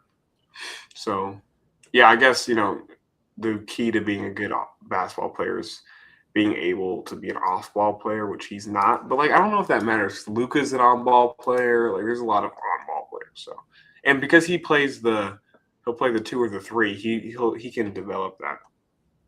Supercharged Jaylen Brown. It's pretty. I think that's accurate. Damian Lillard with better tools. That's pretty accurate. What do they say for Boozer? Kevin Love with more bar schools. Kevin Love was a dog back in the day. So. Caleb Wilson, what's his weakness? Wilson isn't the most gifted ball handler or perimeter shooter. That's true. It is a ways from reaching his top end offensive ceiling. That's also true. He needs to apply his tools more consistently on defense from positioning and awareness standpoint, with some of the value on that end still theoretical. Bouncier, Pascal Siakam. That's pretty good. That's pretty, honestly, that's pretty. They can get that because the Bulls have not had a great pick in a long time. They've missed on a lot of picks. Patrick Williams, a lot of just really shitty picks. So if he can be that bouncier Pascal Siakam, that's pretty fire. Wagler, where we weaknesses here? His average length needs to add physical strength to realize his full capabilities on both ends of the ball. Okay. The Cavs get. So this is a trade. Okay. Yeah, the Bulls got Blue Zealous, so if you pair him with Wilson, it's going to be good. You're good for the future. Sources tell Shams Charania that Cleveland is trading number 29 to Sacramento for pick number 34 and a future second rounder. The Kings are interested in UConn's Alex Caravan. Aha! Dude, they're just getting a smaller Sabonis. So they're just getting a smaller Sabonis. Caravan's like literally everything they said about Boozer not being athletic. Like if you times that by 100, you have Alex Caravan, dude. I have no idea how he was as successful. I mean, he has great basketball IQ, obviously, and he can shoot decently well. But like in terms, like I have no idea how he had the success he had at UConn, considering that he is like he's just not an athlete at all. Like, he's just straight up a shooter, and just the achievements that he got with going to national championships and having a great head coach like Dan Hurley. But yeah, I don't know. I mean, I think he'll be. I don't know. I don't know if he'll be bad in the league because I think again, like I said, the league's going away from just you can't just be a pure athlete like and like you're seeing that at the top of the league. Jokic, not a pure athlete by any means. Luka, not a pure athlete by any means. And these guys are controlling the league for the most part. Like that's just the truth. And Joel Embiid's not a pure athlete, right? He's really just a big guy. He's more athletic than Jokic by far, but I'm just saying he's not a pure athlete. So like I don't think the athletic thing really worries me about Boozer because he's got all the other stuff. Caravan obviously does not. So I don't know. It'll be interesting to see how he goes. I want to see what they say about Akif. Mikael Brown. I'm not really interested in Mikael Brown. I'm sorry, dude. You're going to Brooklyn. Like I don't know. Lackluster defender due to a mix of suboptimal height and effort. He could be good as he could be offensively. Building a championship level defense behind him will pose a challenge. Yeah, that's a problem. That's a problem, especially I don't know. I think teams that win championships have good defending 1 and 2 guards. I don't know. Oh yeah. Like yeah. So yeah, the Kings just drafted Caravan. But yeah, I don't know. I think like the only literally, I think Brunson's like the last guy I can remember that wasn't a great defender. But even him he's I'd say he's an average defender. I don't think he's bad by any means. For him being an undersized guard, he's a good defender. Yeah. And then last year it was Shea's a really good defender.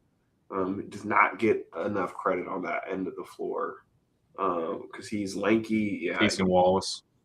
And then Boston, it was Drew Holiday. That's another great one-on-one defender. Jamal Murray, I'd say he's an average defender. You have to have at least if you're going to play the 1, you have to be at least an average. But if you're going to play the 2, you have to be a good defender. Like you just have to. Oh yeah. Mikal Bridges, great defender. Derek White, great defender. OKC, who played the 2 last year? Lou Dort. Literally, all he does is play defense, and play dirty as well. For Denver, it was KCP. That was their defensive guy. So that's another defender. For the Bucks, Middleton. That's another defensively sound guy, period. I mean, like the Lakers, it was Caruso. Yeah, Caruso, Danny Green, something like that. Again, Danny Green is a great guy. Like, yeah, those are defensive guys. For the Raptors, I think it was Danny Green on that team, actually. Yeah. It was Danny Green on that team. That's another defender. Warriors, Klay Thompson, during that dynasty, was a key defender. So, I agree. That's a great analysis because, you have to – I mean, teams that win championships have to have good defenses at this point, especially in a scoring league. So, that's a bit – I want to see what they say weaknesses for Morris. Strides with his conditioning, but isn't particularly mobile. Yeah, he's kind of a cone or quick. He sometimes struggles to rebound out of his area and isn't defensively versatile. You talked about that, right? Like getting pulled out of the paint as a big guy, you have to be able to guard up top. Otherwise, like Gobert is a perfect example of this. Gobert cannot guard up top to save his life, and it shows in the playoffs. In the regular season, he can just sit in the block. But in the playoffs, it gets exposed, right? Wemby, on the other hand, this is a guy who can play at the top or the bottom. Like, it doesn't matter. So yeah, I agree. That's good analysis. Ament, I'm very interested to see what they say about him. Efficient scoring the ball, 43% of 2-point attempts. Yeah, that's not great. And particularly struggled as a finisher. That's really not great, especially as a 6'10" big. Can't finish, dude. That's not.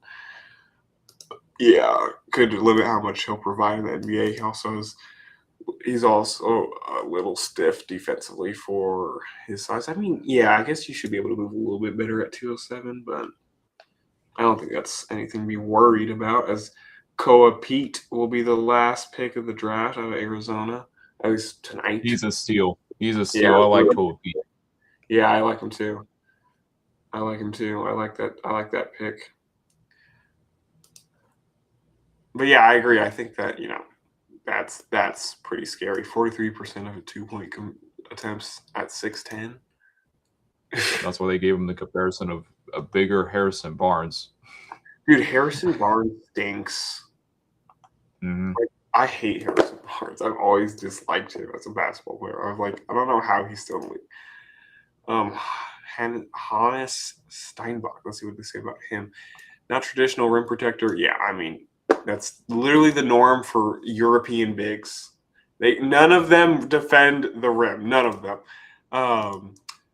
Nor is he defensively versatile, so he might need. Right? That would be Kalk. He doesn't need to be a rim protector. You have Kalk runner down there. He's developing his jumper. Yeah, that's something you can get on most of the scoring. Yeah, that's fine. I don't think that's nothing to be worried about.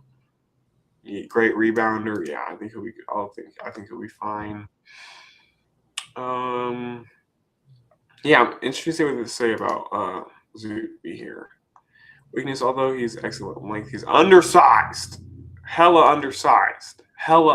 You cannot play. Like, this is wrong. He's literally 6'7.5". He's not 6'9". Yeah. So he played like that. He cannot, you cannot be a center at that height. I'm sorry. It's just not going to happen. Terrace Reed. Let's see what they say about him. Weaknesses. I mean, yeah, he can't shoot. And isn't concerned for opponents to score outside the paint. While he's fit and agile for his size, he's naturally on the heavier side and isn't quick getting off the floor. Yeah, that's fine, but he's a fucking tank. He's huge. Yeah. And something, you could probably play him at the 4 sometimes with Wemby. Yeah, I think so. I mean, because he can be that enforcer down low. And get rebounds as so Wemby's out in the corner. Right. When Wemby does get pulled out or whatever, which seemed to be the Knicks' strategy at times, was to keep Wemby away from the rebound. I mean, that's literally why they won the series, right? With OG Anunoby getting that tip in. That happens because Wembanyama's not in the paint to grab that rebound, right? You have Terrace Reed out there in that situation. I mean, nobody's stealing a rebound from him. So yeah, I agree on that. And then Chris Sinak, love to have him. The idea of Sinak was more intriguing than his actual output. He's been an efficient scorer and still learning the game. He also didn't block many shots. Not a worry, especially when we have Keita. Not really worried about shot blocking on that. It's kind of Keita's thing. College, although that wasn't particularly due to his role at Houston, where he was asked to focus on rebounding. Exactly. So, yeah, I want to see what they say about Caravan. He lacks optimal lateral agility and exploding for the NBA. Won't create his own shot much. Yep, that's. I think that is quite literally correct. Yeah. He didn't get a comparison. Oh, what did they say about Terrace Reed? Did he get a comparison? Wow. What? Okay. Well, after the draft was over, the New York Knicks traded the number 25th pick in Sergio Deloria Yeah. to the Dallas Mavericks for the number 30 pick and Koa Pete. Ooh, the Knicks got Koa Pete. Mm-hmm. That's the who's going into free agency that they're about to lose? Shamit, right? That's the Shamit replacement right there. Especially if also, the Knicks traded Pete to the Phoenix Suns, so it's a 3-team trade. That's even better for Phoenix. Oh for man, three, I love that. For two second rounders and cash considerations. So the Knicks move out of the first round. But yeah. So. That's a really good signing for trade for the Suns. I mean, talk about a team that needs depth at guard or guard at forward.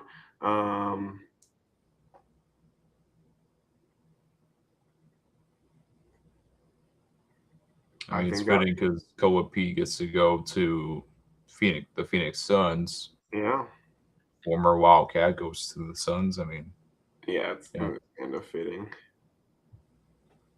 But yeah, that's it really for the trades so far. But yeah. So this is that's a very interesting late round trade. I mean, I like it a lot. I like the idea of going to get Koa Pete. I think that especially for a team like Phoenix, he reminds me. I mean, he's like a more likable.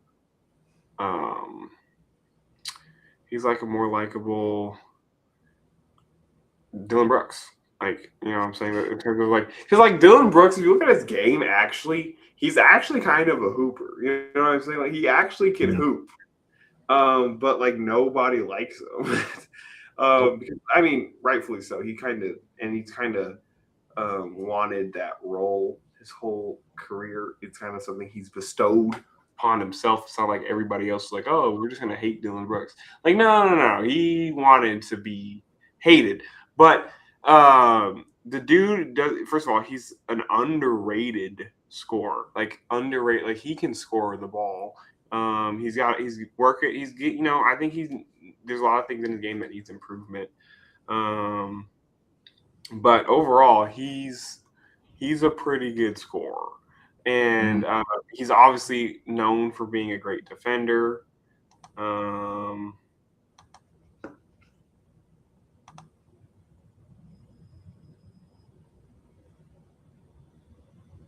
So I think, that's actually, you get that. That's good depth. They re-signed, which I love this. They re-signed Gillespie. When I heard that news, I was very excited for the Suns because I think he's really good. Really good point guard. He's not Steve Nash, but he reminds me a lot of Steve Nash, but he can shoot better. As we will play a couple rounds of 82-0 to end stream off here. Try to get the team. Let's get Braun at the point guard. Yep. We get 82-0 to start the day. Oh my goodness, I thought it was Dirk, but it's not. We should go team, right? 90s team. There's a lot of hopefully get Chicago. No, but Carmelo, just great. Oh, Wemby. Okay, all right. Wemby. Here we go. This is good. Great team. Did we go era? Like, is there a good forward? Well, you can move Braun to the 3 and try to get Chris Paul. You can't move him. Oh, you can? Yeah, no. He plays all positions. You're right. Okay, you're right. And that's Chris Paul. Yeah. There we go. You're totally right. Okay, now, and then we get Charlotte. Oh, yeah, that's not. Dude, there's all 7. All 7 losses were LaMelo Ball. Like They hate LaMelo Ball in this game. Like genuinely, he is despised. And then I get to clip. I'll take Roby for you, honest. No, Bob McAdoo. Bob McAdoo. I always put him at the 4 because if you get a really like legendary, I just like don't ever give me Charlotte ever. I just like ever. And then we're gonna try to get Jokic. I mean that is Jokic, but it's not Melo. the Jokic. Let's just get Melo. Yeah. It's a good score. This is the worst era of the fucking Miami Heat. There's like no good eras but that. And of course I get Luka. Like this team's gonna be great, and I have Kevin Edwards.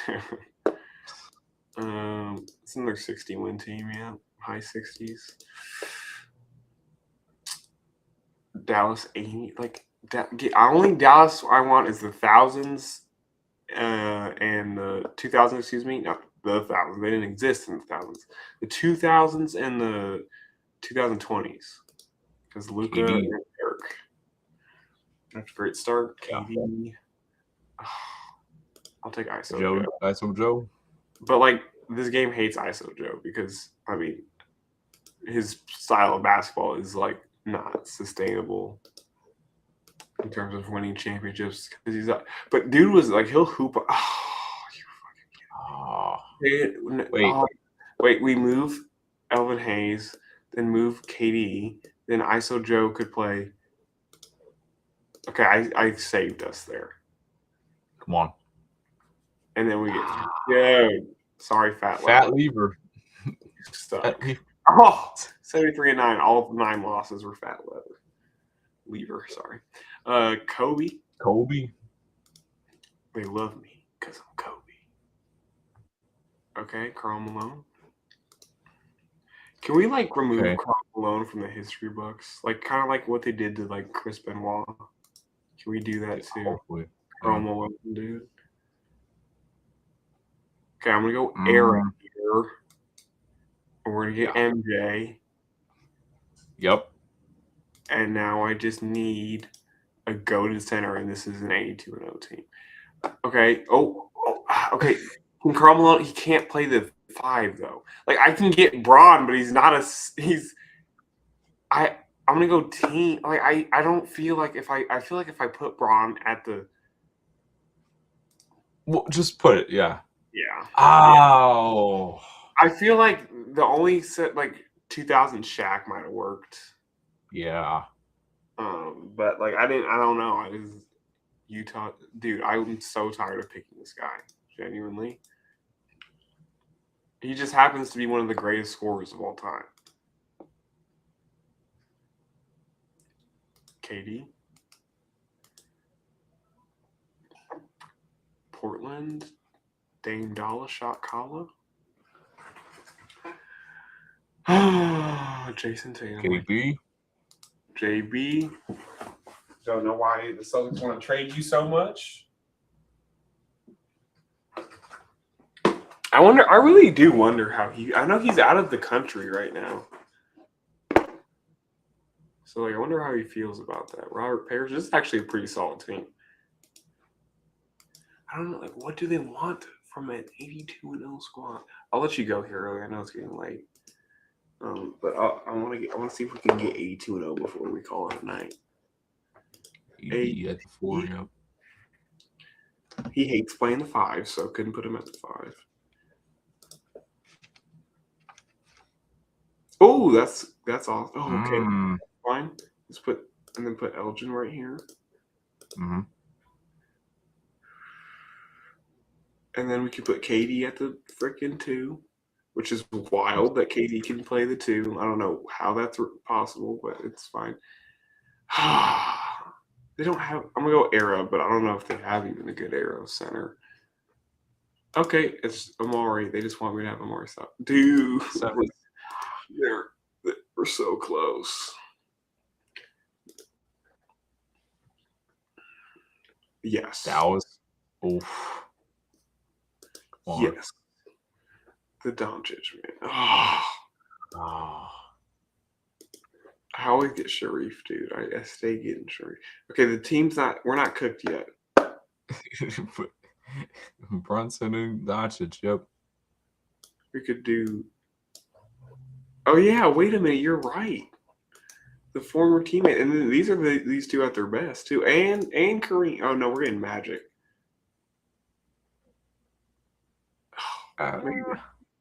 Maybe not, because They Magic tend to like Kareem a lot in this game, Yeah. so Clyde. This is actually not a bad team. I don't know. I feel like we were better than 65 and 17. yeah. That's fine. Dominique. Oh, for sure. Prime Dominique. It's a great start. Boston in the Boss. 90s. That's another great player right there. Even though the 90s was technically when he started to get old and faded out. Oh, I'm going to go team. Era's too risky because the only era I'd want was. Okay, now we're definitely going era. Oh. Okay, you know what? You know what, bro? You know what? Guy Rogers. Who even are you, dude? Oh, okay, Elvin. No, Ovenays, yep. Yeah. Clyde. This actually ended up not being a bad team. All 12 losses were Guy Rogers. Because who? Like what? If your name's Guy, you're probably not. You know. Gray Hill. Yeah, Grant. Injury definition of injury prone right here. Oh yeah. Grant Hill never saw an injury he didn't like. He was just born with it. Seriously. Grant Hill can't play the 4. I mean, Jerry West isn't bad either. It's Elvin Baylor. Cleveland in the 80s. Like, that's just not good. Dude, it's going to be a great team until I got Brad.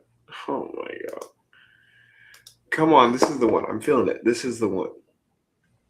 Charles Barkley. That's a great start. That's MVP Charles Barkley, right? Yep. Pretty sure. All right, we're going to go air on OKC because they have so many great ones. That's fine. Ray Allen. That's best. Prime Ray Allen right there. Okay. Oh, we can go throw Chuck here. I don't know if Ray Allen could play the 3. No, he couldn't. He can't play anything. Oh, but Gervin. Yeah. Okay, yeah. Okay, that's good. And we just need a great point guard. We're gonna go team. I know Gary Payton's good, but yeah. I guess Garnett's gonna play the 5. We're gonna be hella undersized, but that's okay. The grit's there, trust. Yeah, that's not 82 in OC. Oh. Dude, Tyreek Evans' stats are ridiculous. Dwight literally can't play the 4. It's not possible. Because he's not good enough on offense to play the 4. All he could do is that's a 4. That's a great backcourt, right? Or front court. Mm-hmm. It's a great front court. I thought that was the Lakers. Try to get 20s and get Kawhi. Kawhi can play the 2 for some reason. I don't know. Kawhi probably wouldn't be a great 2 though, because he can't shoot enough to play the 2. Jokic, that's great start. Mm-hmm. I'm gonna go team in the 2000s. I'm gonna go Grant Hill. That's prime Grant Hill right there. We're gonna go era, obviously, because we can get LeBron or D-Wade. 10s. Oh, 90s. that. I mean, yeah, Alonzo Mourning, yeah. Next to Jokic wouldn't be too bad. Boss. Yeah. Oh, okay. I will check. Kyrie, Isaiah Thomas, too undersized. Yeah, it's a 70-win team. Yeah. How many 70-win teams have we had? I think 3 so far. All right, Shaq. It's another 70. Oh, Shaq and KD. Yep, that's 70 wins. Well, we're all era. Give me Shea. Thank you. There you go. Appreciate that.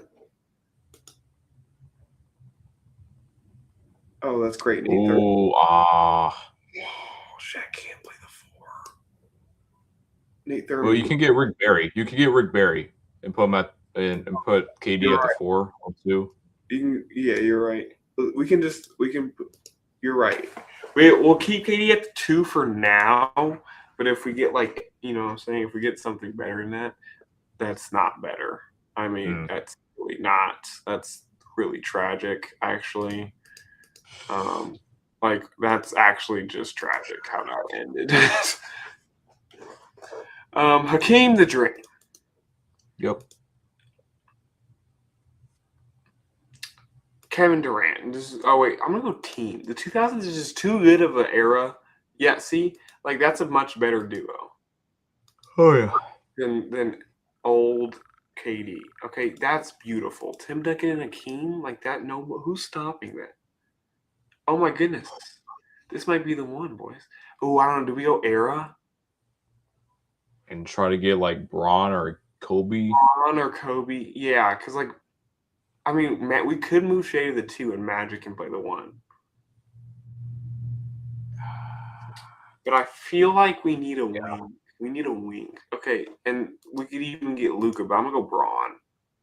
No, I'm gonna go Luka. Yeah. Go Luka. If we get a better 3. Okay. Fuck, Bill Russell's right there. I'm gonna have to go. I have to go Havlicek. But this is an 82-0 team. Like seriously, dude? No way. Oh. 5 games. That's no way. They're not losing 5 games. That team was so good. Oh my god. Oh, fuck. Alex English is actually pretty good. Oh, okay. Oh, David Thompson though. That's really good. And then okay, wait. He could play the. No, he can't. Frick. Haywood's not bad though. He's just not good enough to win 82 games.